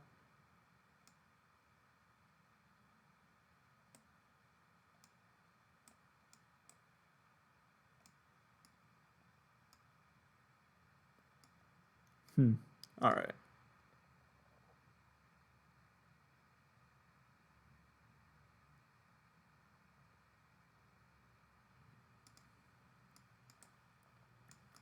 If you're just joining us, we have lots and lots of bad-looking thunderstorms right now. Well, let's see. Let's count them. 1, 2, 3, 4, 5, 6 individual thunderstorms here in Missouri that look quite intense. Also in Kentucky, we have a really bad one. That one's kind of lasted the longest out of all of these. It's the oldest. This one up in the north, I've been watching this one because its signature looks the most classic, in my opinion. Huh.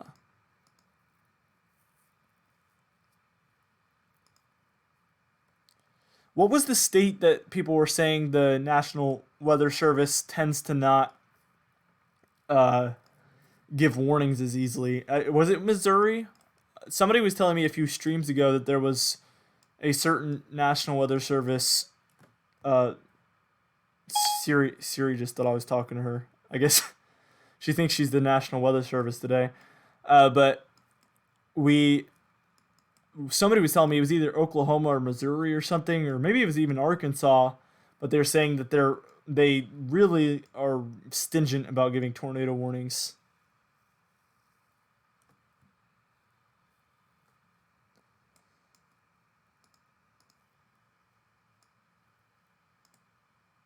Let's switch back to the Springfield site. I think that's going to give us a good view of these storms here.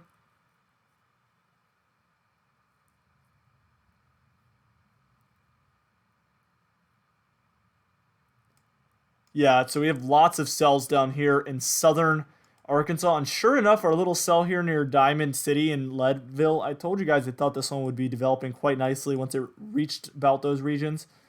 And sure enough, it's deep in the reds, maybe even getting some pinks in there. So very, very intense thunderstorm developing there. Let's go ahead and take a look back at our Kentucky, Illinois storm here. Yeah, and for rotation, I'm not knowing how. It's tough to say. I'm not liking this one too much. I think it's quite weak, and I don't think it's going to turn out being too much. It had potential, a lot of potential actually, early on, and sure enough, now it's kind of fizzled out. And that's probably because of the lack of instability. Wasn't able to live long enough.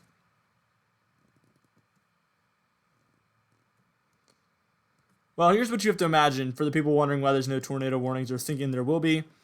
Okay, well, there you go. So we do have a tornado warning. Elsinore, and I'm wondering what the best radar site to see this one's going to be. Probably this one.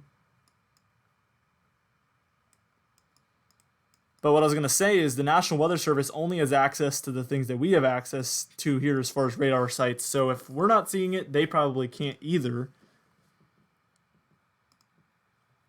Yeah, and we do have a tornado warning.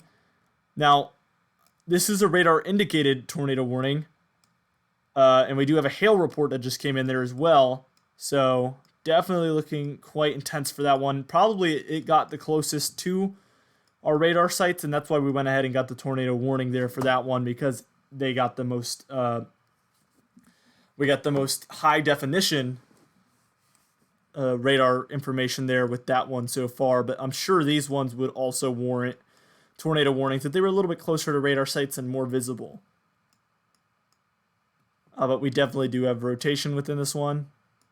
When you look at velocity, especially storm relative velocity, it's evident that there is quite a bit of rotation with this one. But yes, folks, be sure to like this stream. Get it up in likes. That helps YouTube share it to more people and save more lives. We do have a tornado warning. So this situation is quickly becoming a very serious one.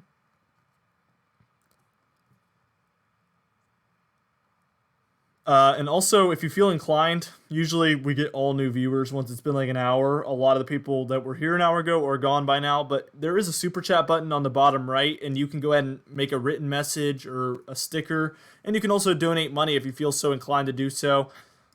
These live streams don't make a lot of revenue typically by themselves. It's the donations that actually make these profitable. So if you feel inclined to do so, all donations are obviously appreciated. So we do have a tornado warning there for Elsinore up through Williamsville, and that's all in Missouri. Do we have any other town names we can pick up in here? No. Okay. So we're not getting any of that yet, but we definitely have a pretty serious tornado warning here. The one in Eminence, is that this one up here? Yep. So this one also has a pretty good area of rotation. Somebody said the Eminence one produced a funnel cloud, but can you produce a report? Somebody said tomato-sized hail. Is it like kind of flattish or something?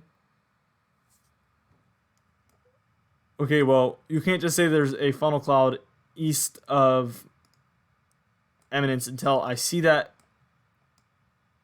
Where are you getting your source from? Basically, is what I'm asking you. Because we had somebody earlier say there was a funnel cloud somewhere, and then there wasn't. So we've been kind of dealing with this kind of stuff for a while now. But if you're just joining the stream, we do have a tornado warning here for Elsinore up through Williamsville. So be on the watch out. We do have a tornado warning here. If you are within this tornado warning area, please take cover. Just because it says radar indicated does not mean there isn't a tornado. That just means we don't see one yet. Yeah, is it like a cherry tomato or what are we talking here? Slices of tomatoes? Not a good indicator at all, I agree. Fully ripe tomatoes.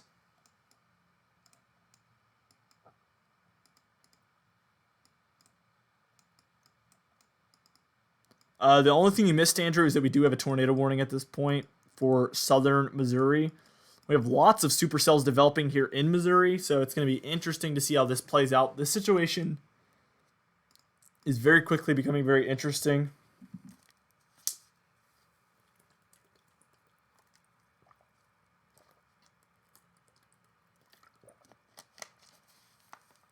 My throat is killing me, guys. I guess after making a whole video this morning and then live streaming for a few hours, just takes its toll on you. I don't know how much longer I have in me. Unfortunately, this is usually what stops me, is I start just feeling really bad after like 2 hours or so, which is unfortunate because a lot of severe weather events are a lot longer. So this one's recycling.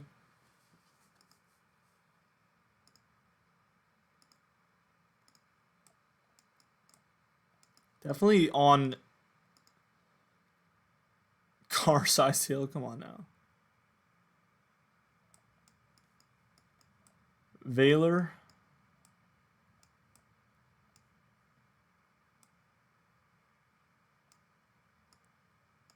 What is this?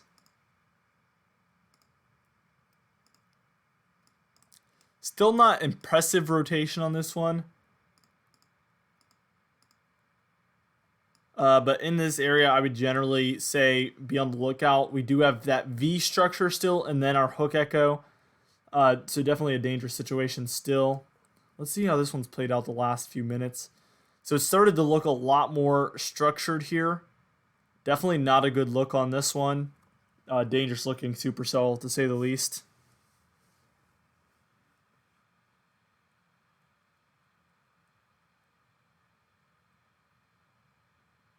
I'm using WSV3. You can search it up. It's a pretty good program there.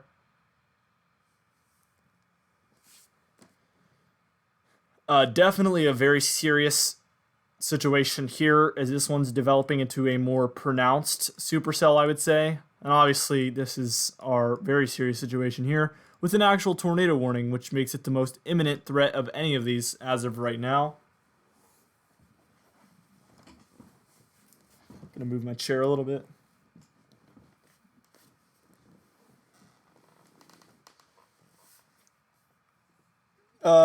SC plays Roblox. Who are you talking about, man? Who's scared?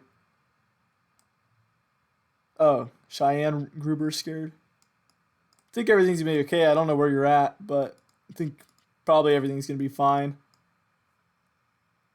Panicking never helps.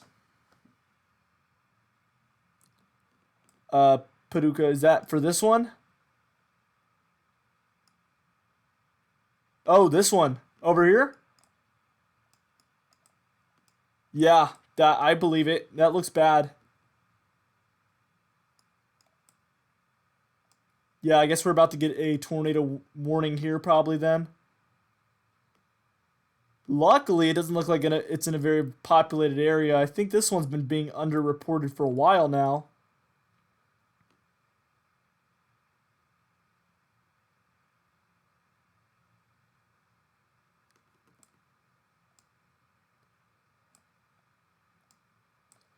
Yeah, probably next frame we'll get a tornado warning then, huh? Not Paducah?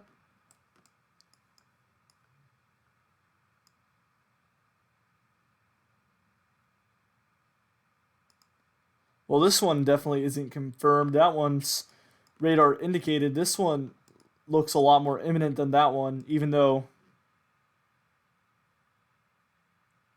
thank you, Mary, for watching. I always appreciate it.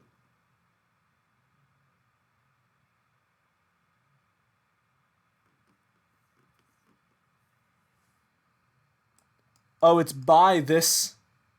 Oh, is this their local? Oh, because I saw Paducah and then I saw this cell right next to it, so that's why I assumed it was that one. But I guess this one uses that National Weather Service site as their local one. So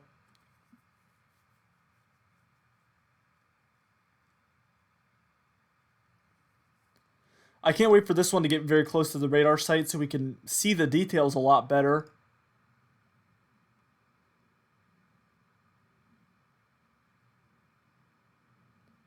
Yeah.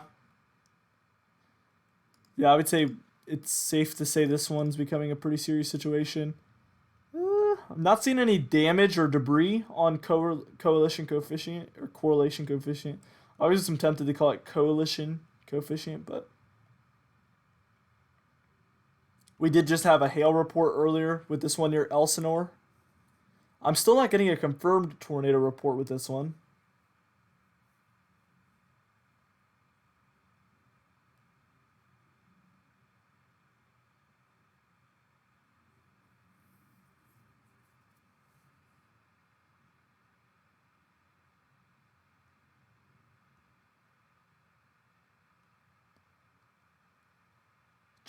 Sea rotation near the storm. Does it look like it is a debris ball? Not yet. It doesn't.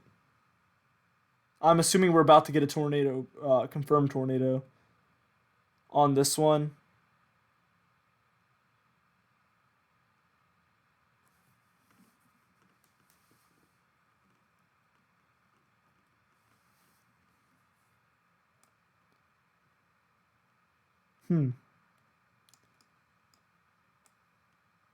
Maybe just got an extension there for Farmington. So far, today's been very interesting with these thunderstorms, guys.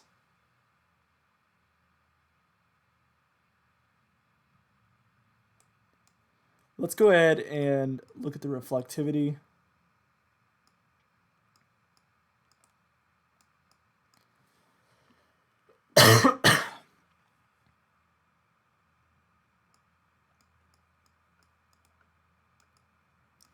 This one, I would not be surprised if it puts down at some point here. I know I said it was breaking up, but at this point, it looks rain-wrapped. It looks dangerous.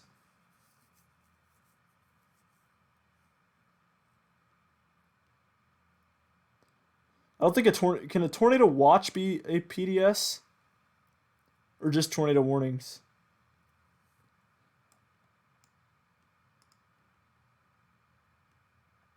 Oh, okay. Yeah. Oh, no. So, yeah. When I read it at first, I thought that meant there is a particularly dangerous situation. It's a no, so it's not a particularly dangerous situation for this one. No. Oh, we have a second tornado warning, guys. Second tornado warning here for the one that was near Eminence earlier. So both these cells are now tornado warned. And here's that report of a tornado, an official tornado report.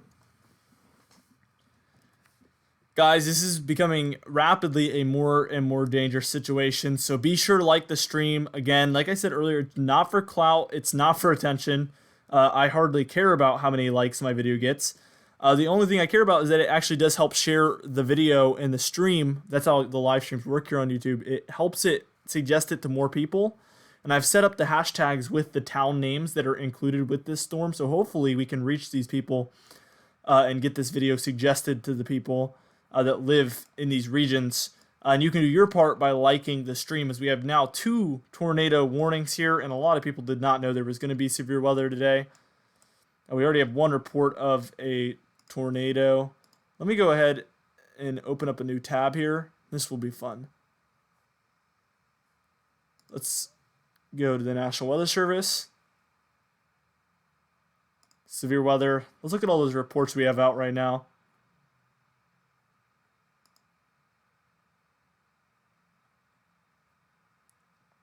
So I guess it's a funnel cloud report, not a tornado report. It counts as a... Yeah. So we have 8 hail reports, 0 wind, and 0 tornado reports, but already off to a hot start with the hail reports. Lots of action here. Still radar indicated because it was a funnel cloud, not a touchdown tornado. And then this one is the same story. These hilly regions are particularly dangerous in tornadoes because the hilly regions create visibility issues, and then they also help these tornadoes create more wind as they're kind of like downsloping down the hills. It creates very dangerous situation. Anywhere with trees typically isn't a good place to be in a tornado, as opposed to like the plains, because you can just drive in any direction and probably get away from it, as long as it's not muddy or whatever. But really, when you're around trees, you gotta follow the road, and it can be a trap, obviously. And this one is not looking good, guys. This one is looking to kind of reform into a supercell type storm. So I just want to pause that one right there and take a screenshot of this after that ugly thing goes away.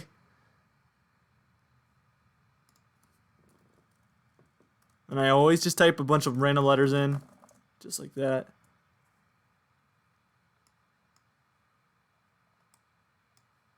All right. We got a new frame. Yeah, definitely got a hook there.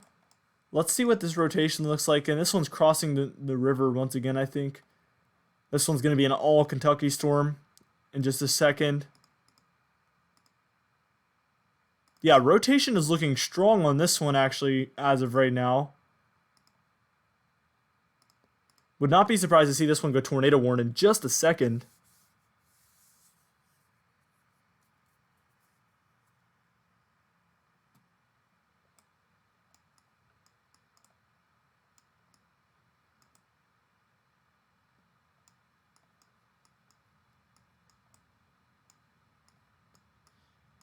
So this one, and then this one is going to be another 2 that are going to be our imminent threats for right now.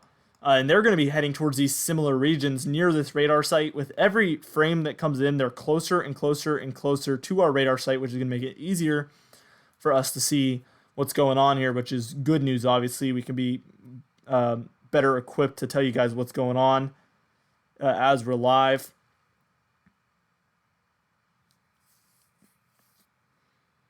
Yeah, we just looked at the velocity on that one, and it's looking quite intense. Once these storms are about here, they're going to be way, way more visible. So we've got maybe 10, 20 more minutes until we're going to be able to see these ones quite good. Could this become an outbreak? I think any severe day can become an outbreak, but it's not likely. Everybody's always so ready to call things an outbreak until we see a real outbreak, and then you know, okay, well, back on March 2nd, that was not an outbreak. Probably by April or May, we'll have a couple days like that where we're looking back and being like, that was nothing.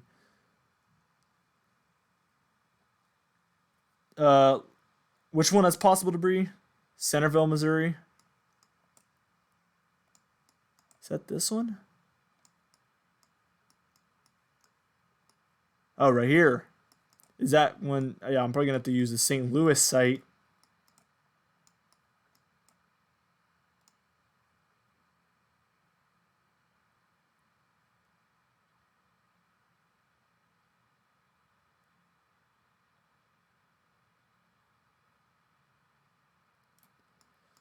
Let's go ahead and look at that velocity. Yeah. Definitely got some rotation there. You know, and I wouldn't call that a debris ball. I don't think we have debris yet, so that was maybe a little premature. But really, this situation is becoming more and more dangerous by the minute. We have these 2 that are tornado warned that are going to become very, very easy to see. Is a 3rd tornado warning coming? It's hard to say. Hard to say yet. This one would be the one, if any of them, because this one has a nice hook to it.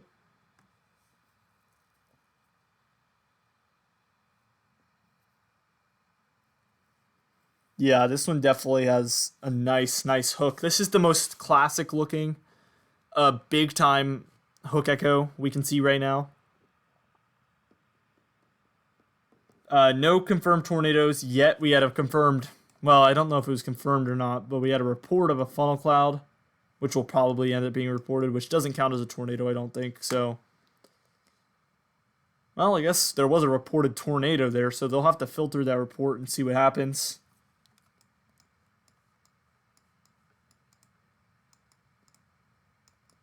And this one, once again,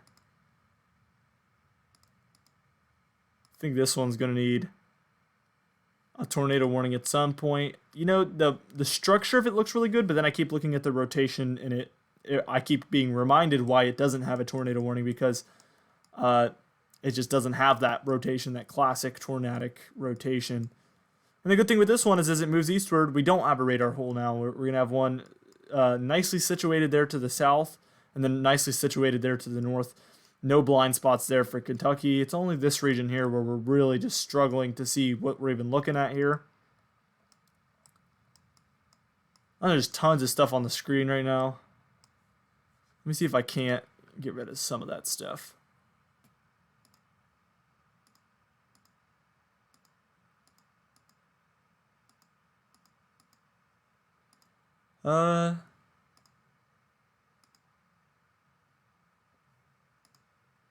I want to get rid of some of those letterings. Is that with the radial data? No, that's something else.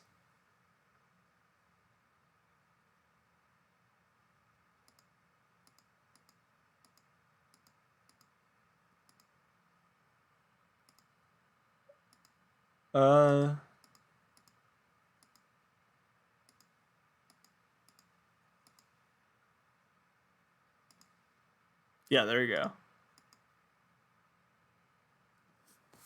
Because I kind of just wanted to get rid of those and just be able to talk about it instead of. That's much better. That makes it look way less cluttered than all those words being on the screen. Okay. So here we do have a hook echo. This one's the prettiest storm right now, in my opinion.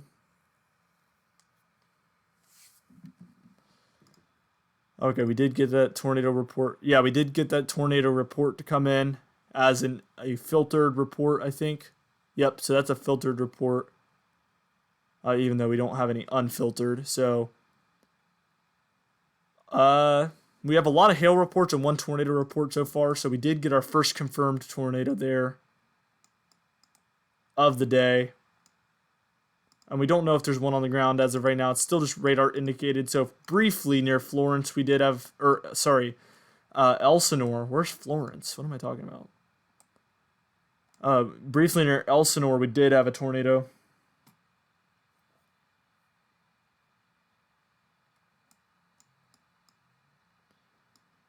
The Van Buren one, is that this one to the north or this one to the south? All I know is once they're really close to the radar, we're going to have a much easier time seeing these storms. It's so hard to say, as these details are very low resolution. It's important to look at the storm relative velocity, as it gives a much better picture. The one to the north of Van Buren looks actually much more intense than the one to the east, I would say. Based on reflectivity, I would say this one has the most potential, but based on rotation, it's definitely not this one.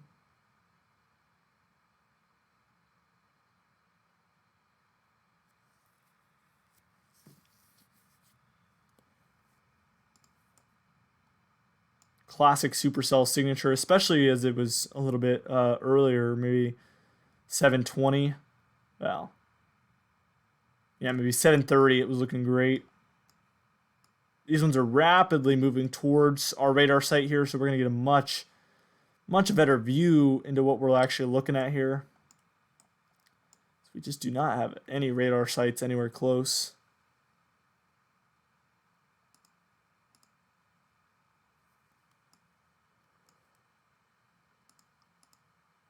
Let's go ahead and turn on our national radar. Take kind of a zoomed out look.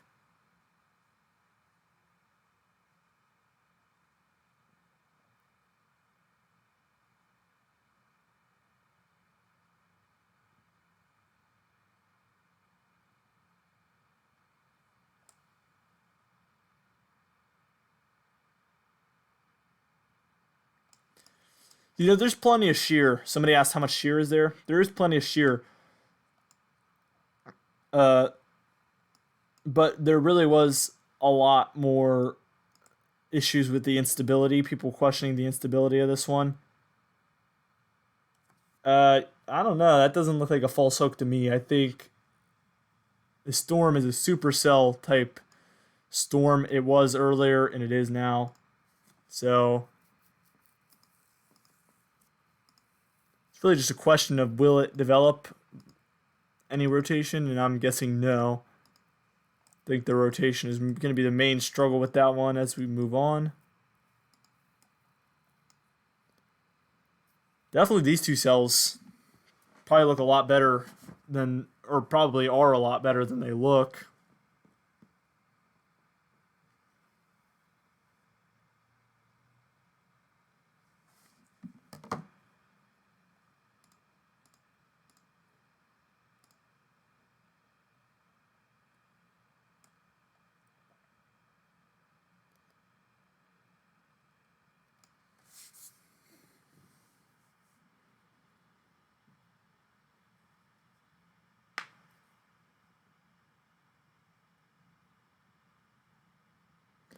Park Hills, Missouri. Where was Park Hills? Is that this one? If that's the one to the north.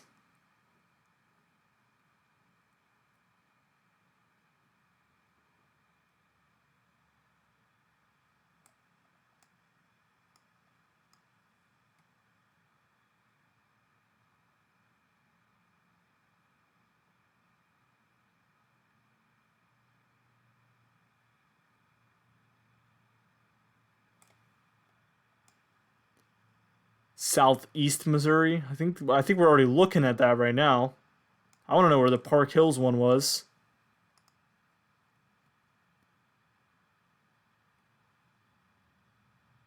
Uh,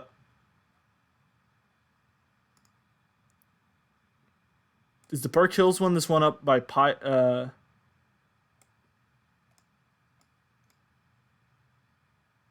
I'm not seeing it Park Hill. Usually they come in about 10 minutes later, so. Oh, okay. It's this northern. This one? Like the very northernmost cell? Or like the southern of these two?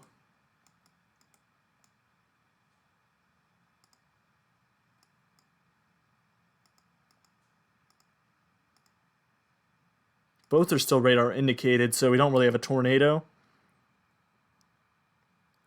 The pink on the radar indicates very strong areas of convection, which can either mean hail or very heavy rain. It's pretty much what it indicates.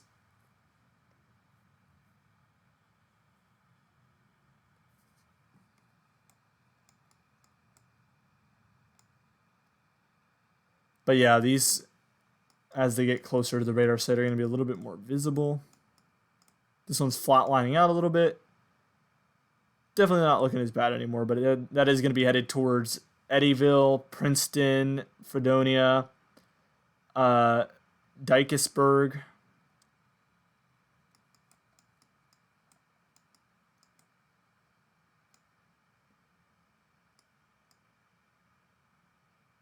Both of these cells are definitely looking quite intense at this point. We did have a tornado report to the south.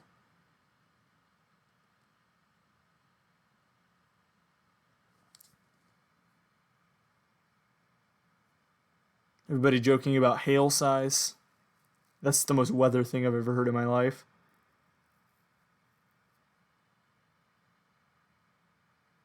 $310 likes. You guys are doing a great job. We don't even have 310 viewers, so some of you have liked and then left. Traders. Reynolds. Which one was Reynolds?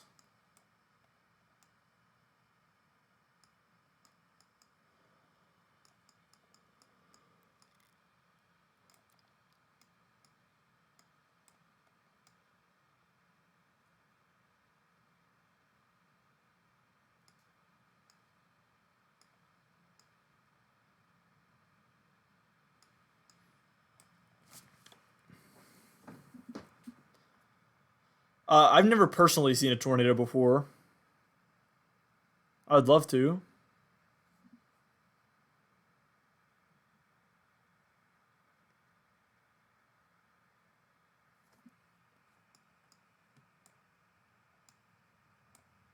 Oh, is this one?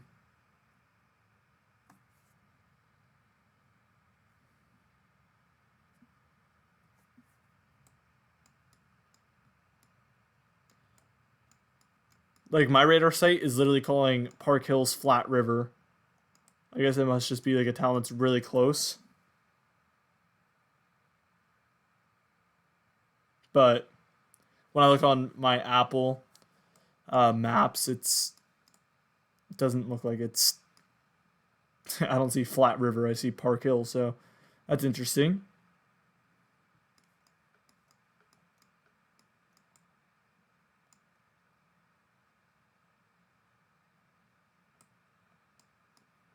That one seems to be cycling of some to some capacity there.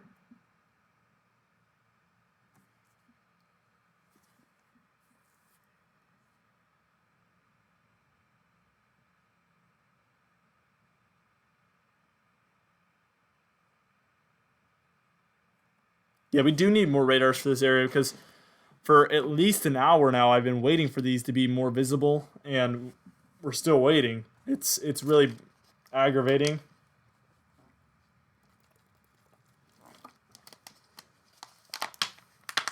There's not just that radar hole. We have. Where do we have another one?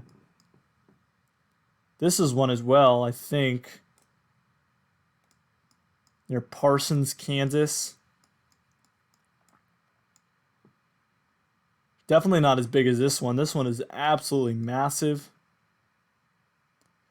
Oh, it's here in southern Oklahoma as well, which I've always thought is a stupid place to have a radar hole when there is literally tons of thunderstorms that develop there, dangerous ones. Then southern Colorado and northern New Mexico as well, which is a little bit more understandable or forgivable, I guess.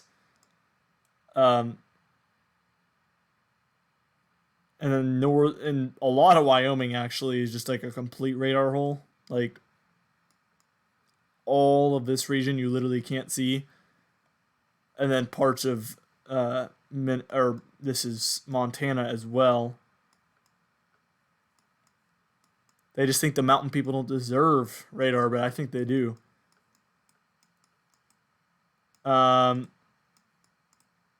these are becoming a lot more visible now that we have this cell by Williamsville. Clearly becoming a lot more high resolution. You can see the details a little bit more.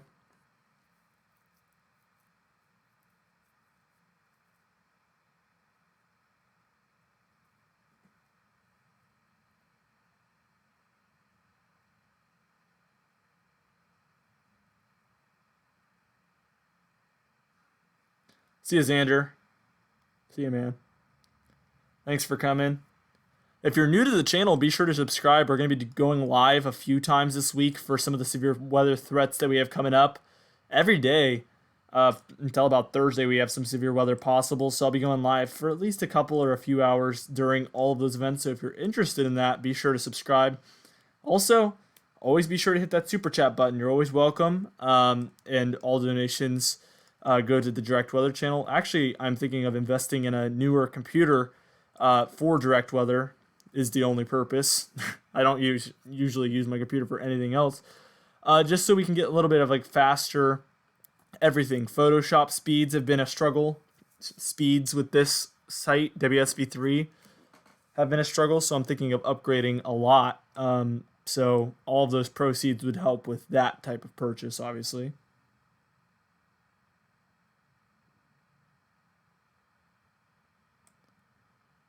Looks like this tornado warning might expire unless they extend it here at the end.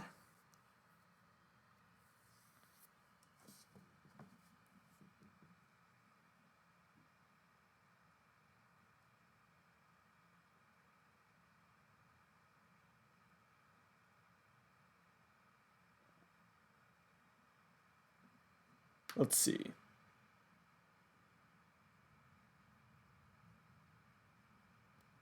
Brett Michael, I'm glad to see you're here watching me streaming tonight.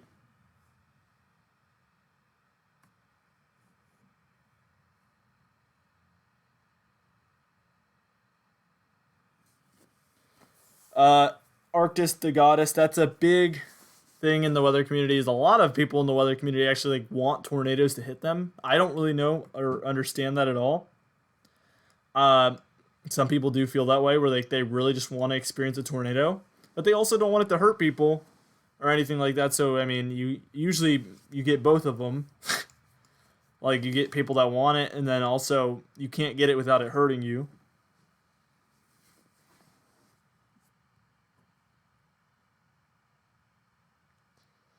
For the people asking what my first name is, I'm not going to disclose that. I have a big plan for 100,000 subscribers, making like a full face reveal, name reveal, uh, just kind of revealing everything that I've never really revealed at 100,000. I feel like that's very fitting, so I'm trying to keep it as much of a secret as possible until that point. I'm using WSV3 here, so.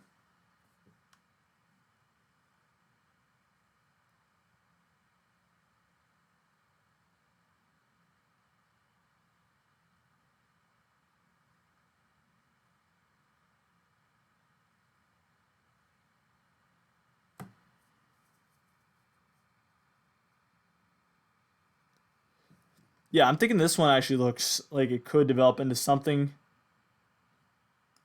quite serious there. Let's take another look. Oh yeah, we're getting the full picture here now.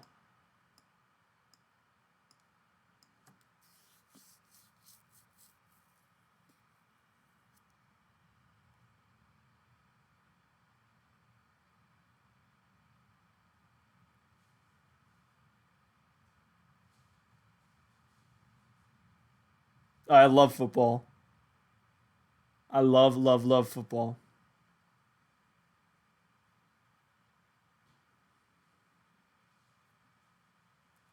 All right, tomorrow, somebody asked what the threat is for tomorrow. I'll go ahead and give you guys that. This is today. Here's tomorrow. Don't know why it looks like this, but the yellow is our slight risk area. So San Antonio is going to be our biggest city within this. And then we also have Austin, Texas. It's going to be a pure Texas severe weather day tomorrow. It's really just going to be dependent of where the thunderstorms are tomorrow. Is going to depend because obviously if they're not over here by these towns, and a lot of them are over here, there's going to be pretty much no point to be making a live stream.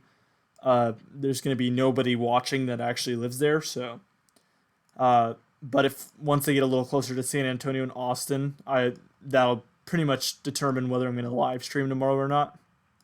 And then day 3, if you're wondering, it's kind of going to be a deep south special. You see Lafayette, New Orleans, Baymont, Mobile, Bogalusa, Biloxi, Lake Charles there in Louisiana, all in the slight risk, Pensacola. So day 3, we're going to be dealing with that. And then also day 4, here we go. Jacksonville up through Savannah and Tallahassee going to have a slight risk for severe weather on Thursday. So definitely big severe weather days coming up. And then here's our slight risk region that we're dealing with today.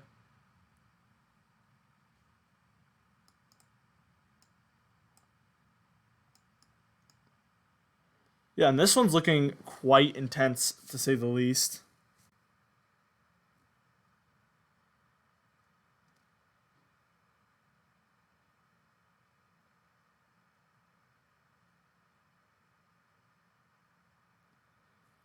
Yeah, of course I would stream. If it goes anywhere where people live, I will probably stream as long as I feel like it's gonna be, dangerous supercell type storms. Typically, if it's like a, squall line, straight line winds, it's really just gonna depend on the day, everything like that. Williamsville getting that hook echo there. We have this one up north. That one's not quite as visible. This one is just getting to the point where it's close enough to the radar site where we're getting really good details on this one. right near Williamsville. Lots of hail reports coming in from that region there.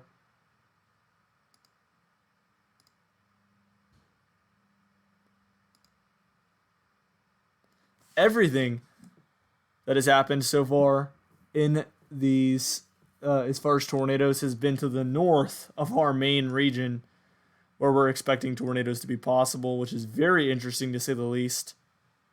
That we haven't seen much development within this region yet. It's going to be really fun to see what happens here. But I think generally, right now, as the temperatures are at their warmest, we're going to see the most intense of the thunderstorms earlier on, like right now.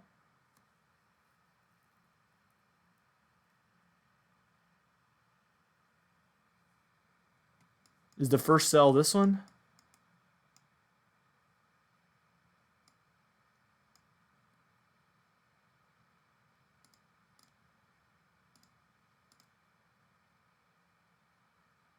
Oh yes, this is getting rotation. I would not be surprised to see this one. It really looks like it's recycling and getting a hook there, which is concerning to say the least.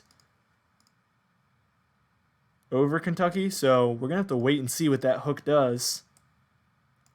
Could it go tornadic, or is it kind of just one of those false little hooks? This one, as it gets more high definition, we're seeing more and more of a hook look to it. So, same story with this one. Looks a little bit more pronounced as it gets closer. Same story here. So, I think all of these we're gonna find out here shortly that they pretty much all have a supercell structure, really good supercell structure, actually. So.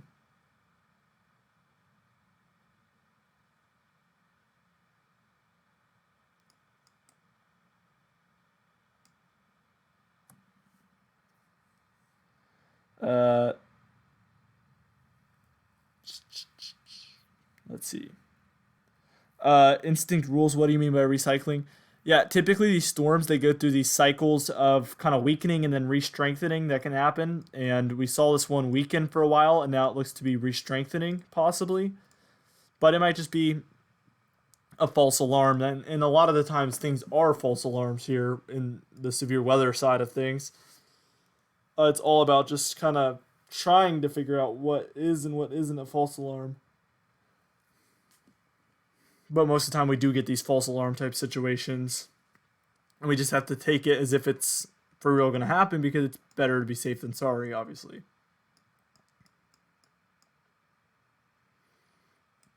I'm wondering if we're going to get that tornado report up there or not that we were hearing about a little bit earlier.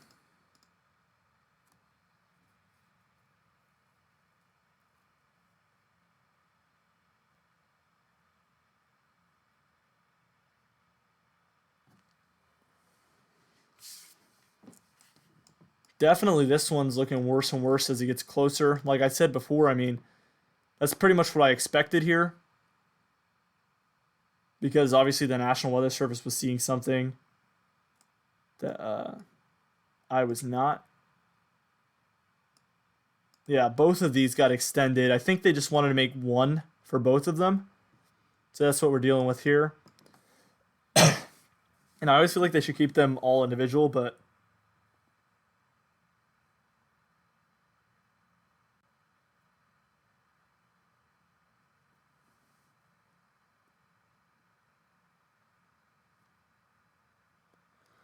yeah, I mean, sometimes these can be false hooks. I don't think looking at rotation is a perfect indicator of that.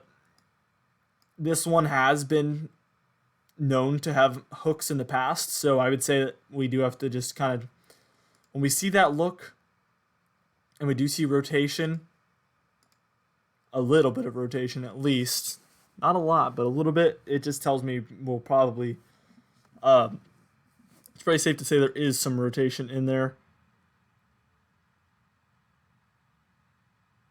It does look organized, that's for sure.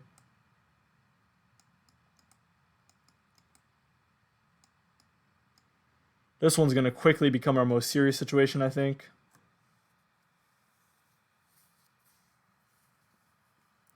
And by the way, when I said a second ago that I think they shouldn't combine tornado warnings like this, like have 2 tornado type storms and 1 tornado warning, my main issue with that is, well, first off, there could be people like me that could get confused and be like, well, we have this one up here by Mill Spring, and obviously that's the main one that this tornado warning's for because it starts back there.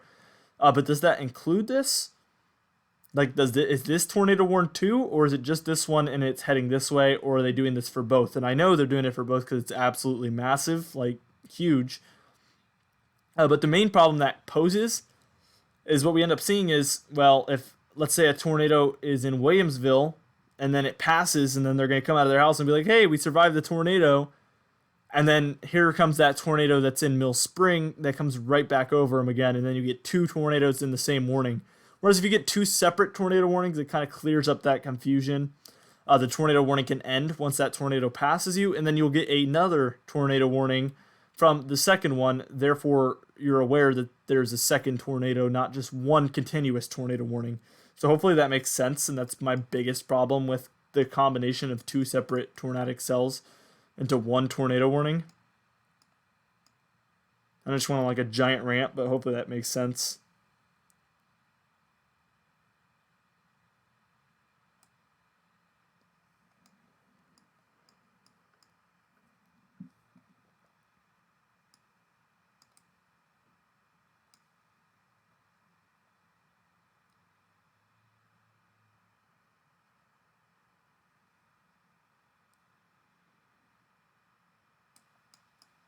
Starting to see some blue maybe pop in for this one.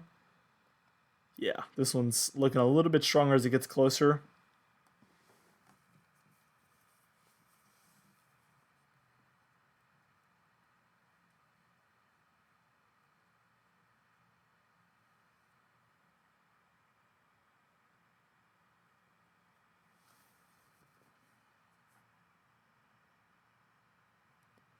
Can I see what it says? Yes. Radar indicated.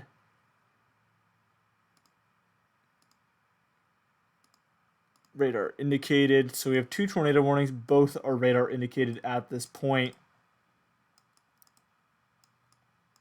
Somebody said to look at the rotation. This one is getting really close together, guys. I do not like the look of this one. I would say this might drop something here in just a moment. With the correlation coefficient, good call there by who said to do that? Brett said to look at the correlation coefficient. I think that's a good call. It looks like we do have some sort of really strong and close pinpoint rotation there. I wanted to say pinpoint location, but it came out wrong. But yeah, definitely some very, very tight rotation there, just to the east of Williamsville. And this is what we typically look for when we see these tornadoes touch down, is that green get really close to the red. And it's much more evident as I look at the storm relative velocity, which is actually a more accurate depiction as well. So would not be surprised if that goes radar or confirmed at any point, really. We didn't ever get that second tornado report.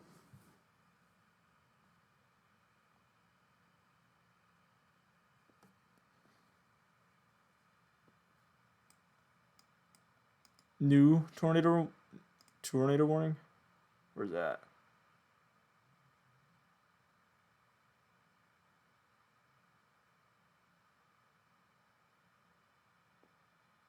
Well, the new one looks kind of like the one we've had for a while now.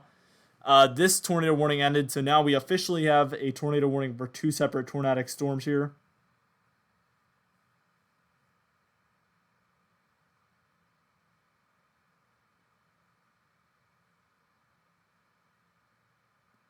Yeah, I think the best order of doing things is look at the radar, look for the hook. Once you see the hook, look for the rotation. And if you see the rotation, which we do, it's not looking as tight as it did a second ago. We'll look at for that debris ball, and it looks possible at this point. Hard to say.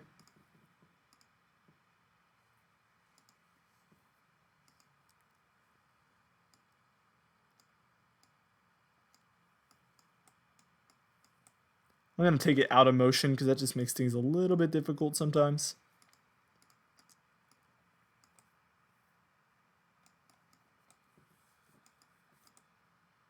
As this storm is just looking like a monster right now. Very broad rotation, but it's there. It's certainly there. It's just very, very broad. So I just accidentally turned these tracks on, which makes everything kind of get cluttered up. Let's look at that mean estimated size of hail again. Yeah, definitely some larger hail within this cell. But this is a pretty classic look for a supercell. Rain wrapped, just not really tornadic at this point yet.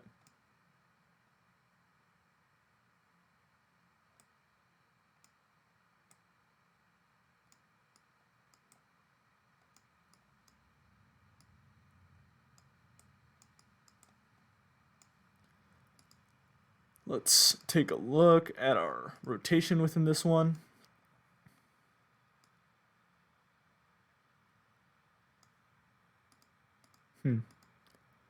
Very, very tough to say.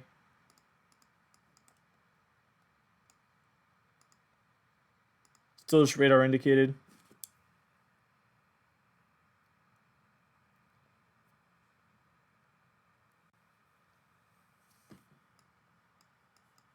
Yeah, this one over here.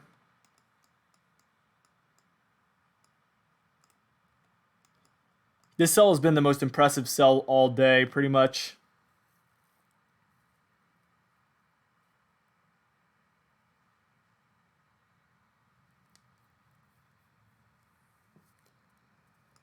It would be, I mean, this one has a very classic signature. It's keeping the hook very, very far away from its main area of precipitation.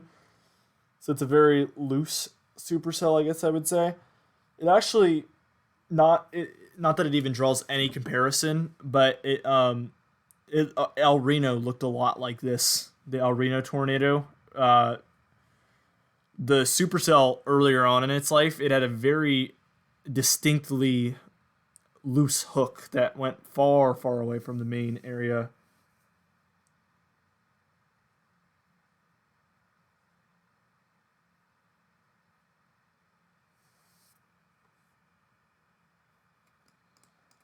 Uh, yeah, this one. It looks like a dinosaur right now, or like a rhinoceros or something.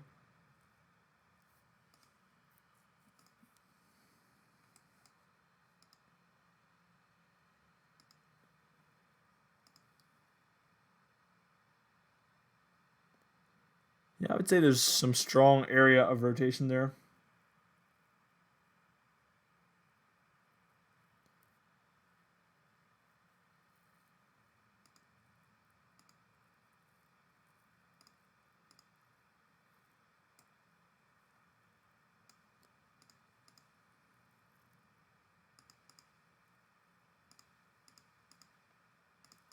This is the one that did put an actual tornado down earlier. We have to remember that as well when we try to pay attention to the details. That's also important because tornadoes that, I mean, storms that put down a tornado could be more susceptible to put another one down, obviously.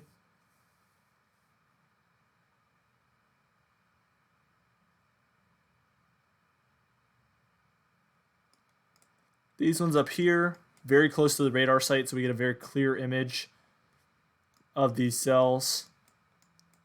Beautiful storms up there. And, you know, these storms still aren't very close to this radar site, but we'll get a much clearer view of them once they're over here.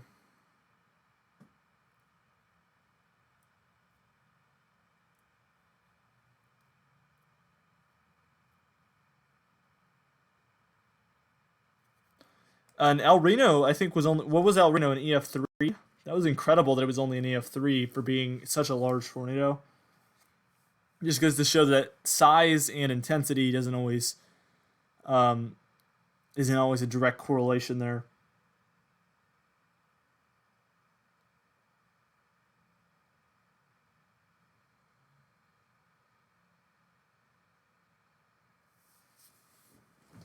Was El Reno a Category 3? Am I right with that one? I think somebody commented that it's been so long now. And I mean, I was young when that happened. This is WSV3. It's a paid radar program for your computer.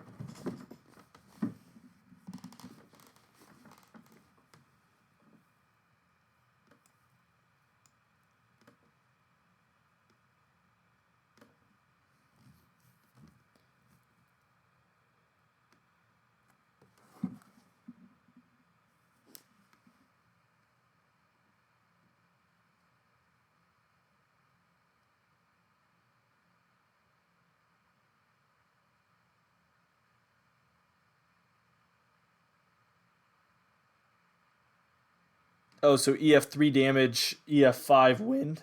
That's confusing.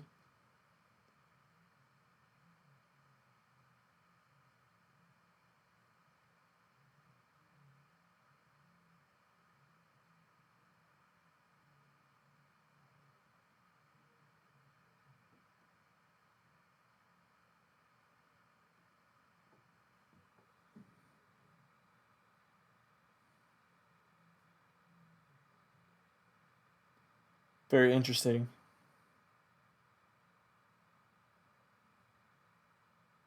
I'm reading all that. It's just fascinating. Kind of a blast from the past, just thinking about those older storms from long ago. This one is completely turned into a blob again. That's been its kind of history throughout the day. This one's still looking like a dinosaur. This is the head, and the jaw, and then the neck. I don't know why. Yeah. It's funny, we find we look at the clouds and try to compare them to things, and then on radar you can do the same thing.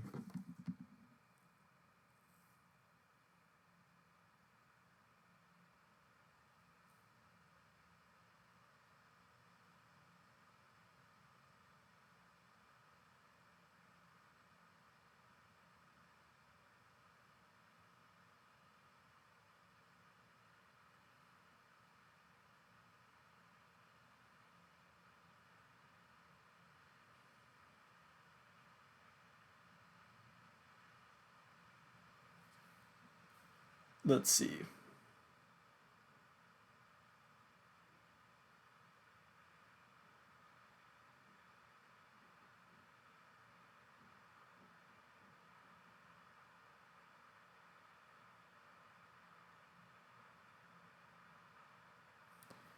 Yeah, I know it was back in 2013, but it's still like, 7 years ago, and we've moved on to other tornadoes. But there is always those tornadoes. I feel like as a community, we forget about a lot of the tornadoes and then remember some of them. Like El Reno is obviously a memorable one, Moore memorable, Joplin memorable, and there are a handful of other popular ones. But there's these other tornadoes that caused, just as much damage, were just as big, just as strong, that we just don't remember the same way. For me, I know I wasn't a part of the community in 2013, so there hasn't even been a category or a, EF5 tornado since I've even been a part of or even paying attention to weather.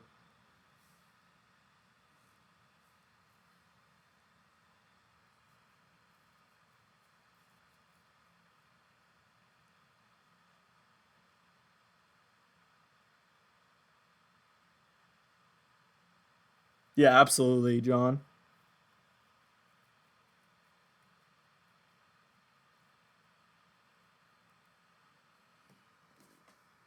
Oh yeah, that Tuscaloosa. Oh, we have a tornado report, guys. So this is going to be a confirmed tornado.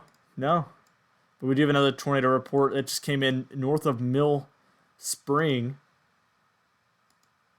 So these ones must look a lot worse than what we're seeing here. This one I can tell is just a very defined supercell.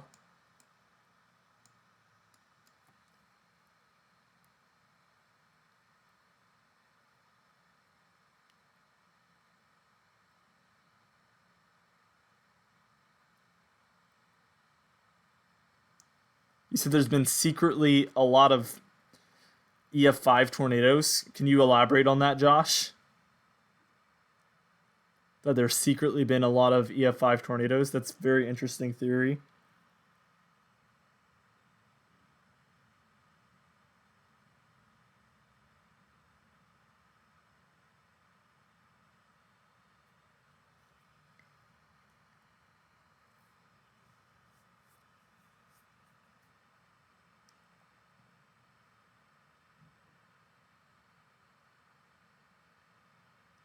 Will Hutton, yo, I love this channel. Thank you so much for the kind words.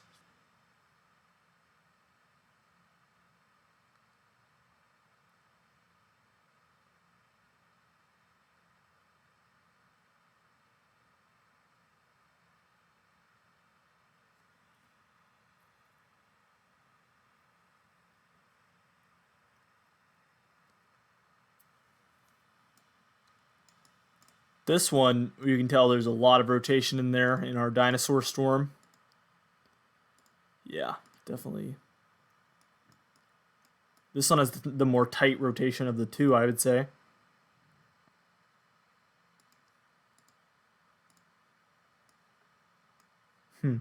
Interesting.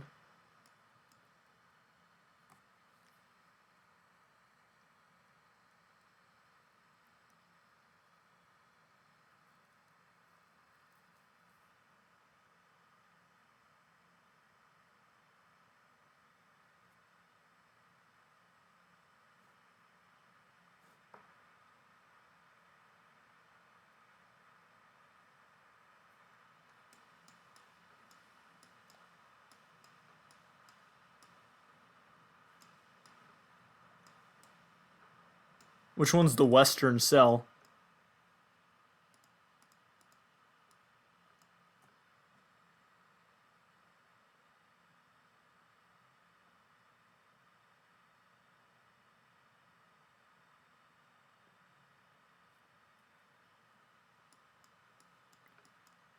This one right here?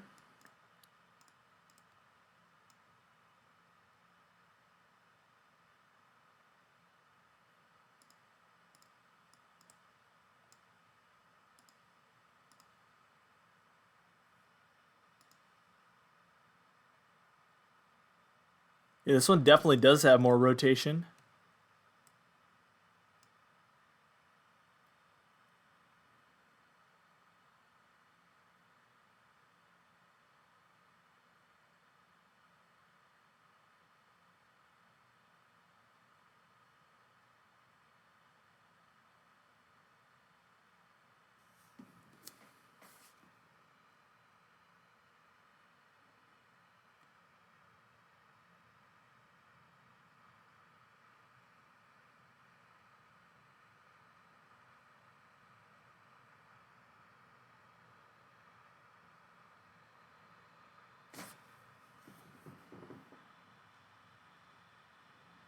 Let's see. No debris.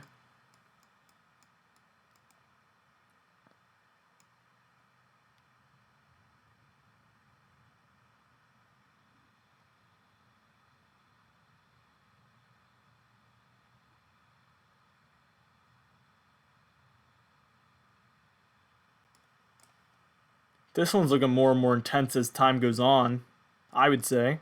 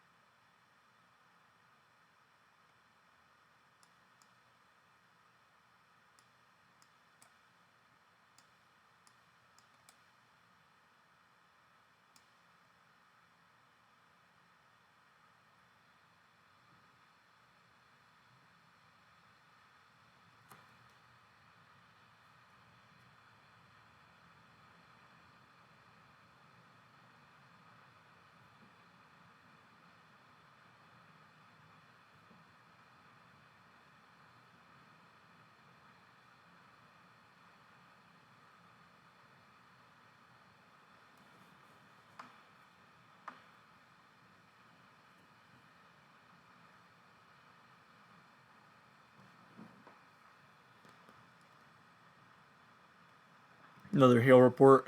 I am getting literally so tired, guys. I think I started streaming a little bit too early. If I was like starting the stream right now, it would have been perfect. But my voice, I don't know. I need to be able to make sure I can do my video tomorrow and not lose my voice. But my back is killing me from sitting at this desk. My throat is killing me. I don't know how much I have left in me, guys. And it really sucks because I can tell this is just getting started.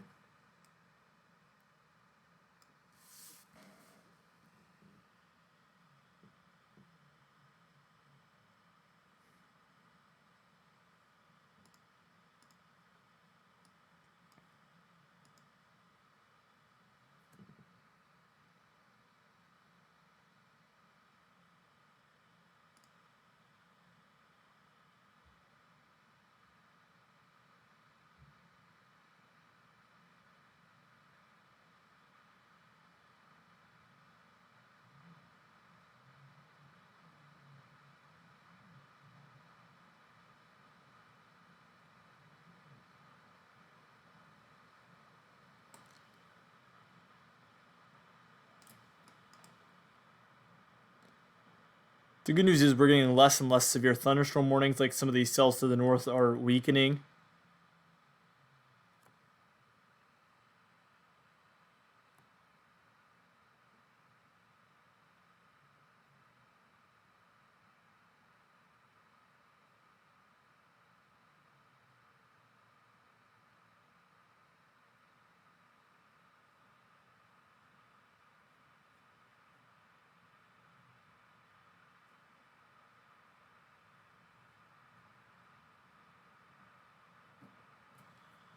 All these storms that are on radar in Missouri.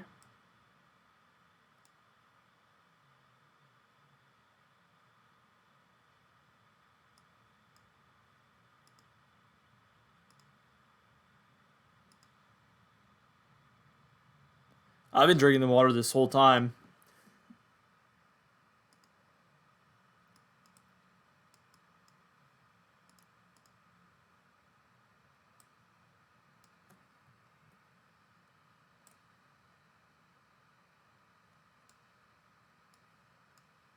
Oh, we got a tornado warning on the southern one.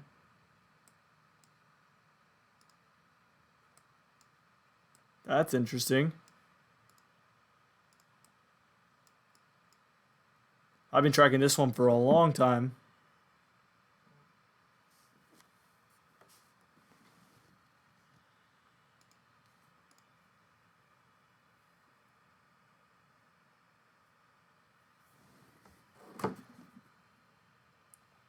Yeah, maybe I'll go try to make a coffee and try to get another hour or so in. I feel like we're about to just pop off with these storms, so I'll be right back, guys. I'm gonna leave the radar on screen. Which storm do you want me to keep on screen? Actually, you know what? We'll just do this.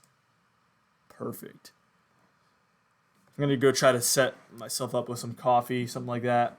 See if I can't get some energy back in me, get my back feeling a little better, lower the stress. But I'm gonna be here with you guys in just a second.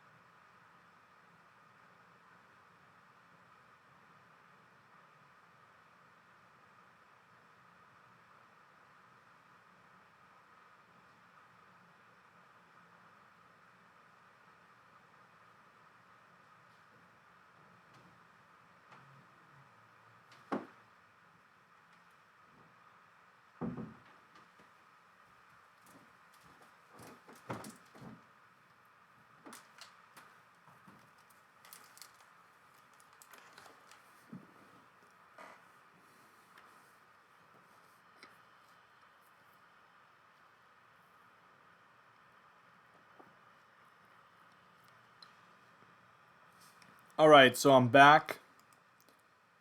I'm gonna take a look at this one. Let's look at how that velocity has developed. I'm not gonna lie, with my voice, guys, I maybe got like 30 minutes left in me, but I really got to make sure I don't lose my voice here, because then I can't make my daily uploads.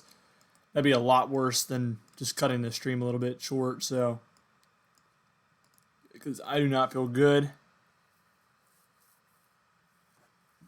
And you know, I'm kind of questioning if these cells are actually going to put down tornadoes.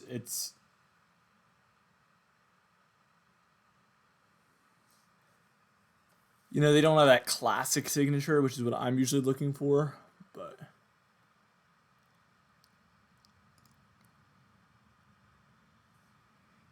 have to wait and see. We have a new frame coming in.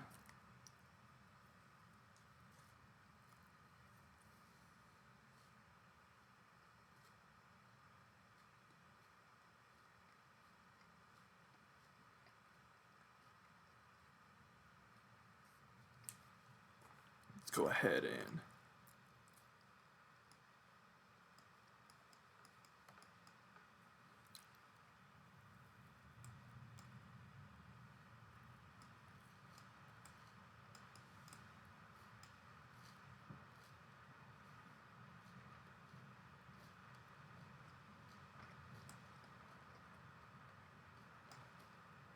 I want to see what the temperatures are out here. Well, first off, the dew points.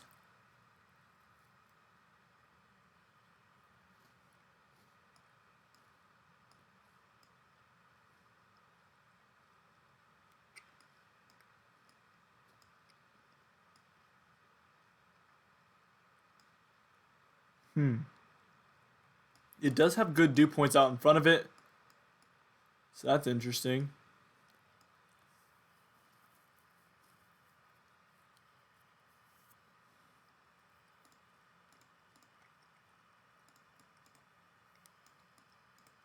This one now has its own individual little tornado warning.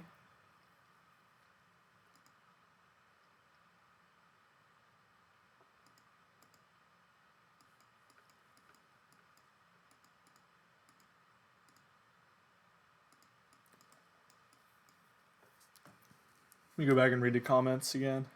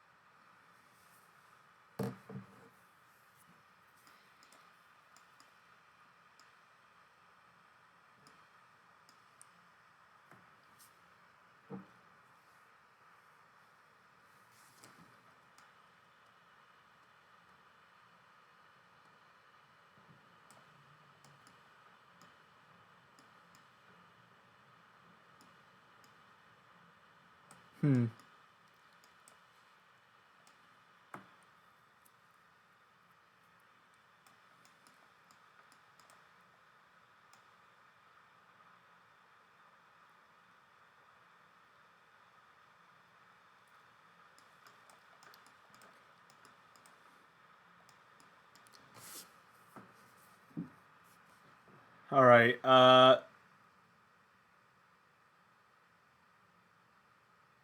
Yeah, I think I'm gonna have to end the stream, guys. My throat every time I talk is instant agony. Uh, at this point, I think we've been going. Let me see how long we've been streaming. We've only been streaming 3 hours, which is, it always seems like right around that 3 hour mark is when I start getting exhausted from just trying to talk. And also, you have to keep in mind, sometimes I do live streams and it counts as my video for the day. Today's live stream does not count as my video for the day. I made my video this morning, so I did a lot of talking this morning as well. So I am just absolutely exhausted and pretty much just done. Is the best way to put it. I would encourage you guys to try to find another radar source. Just keep up with the radar if you live in these regions. Because it's a very serious situation. There is tornado warnings. Lots of tornadoes. Possible. If they'll produce, that's a big question.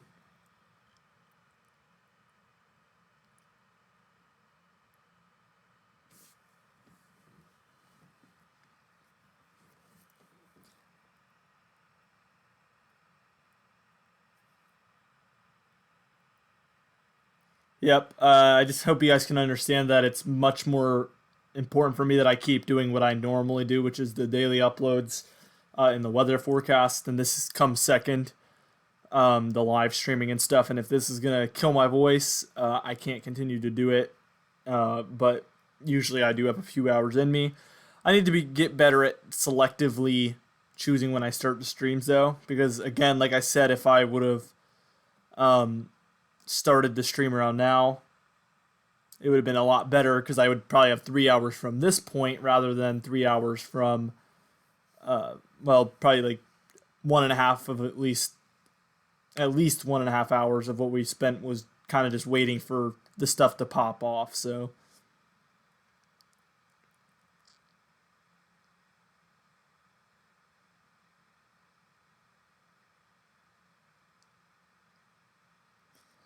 Alright guys, thank you so much for watching this stream.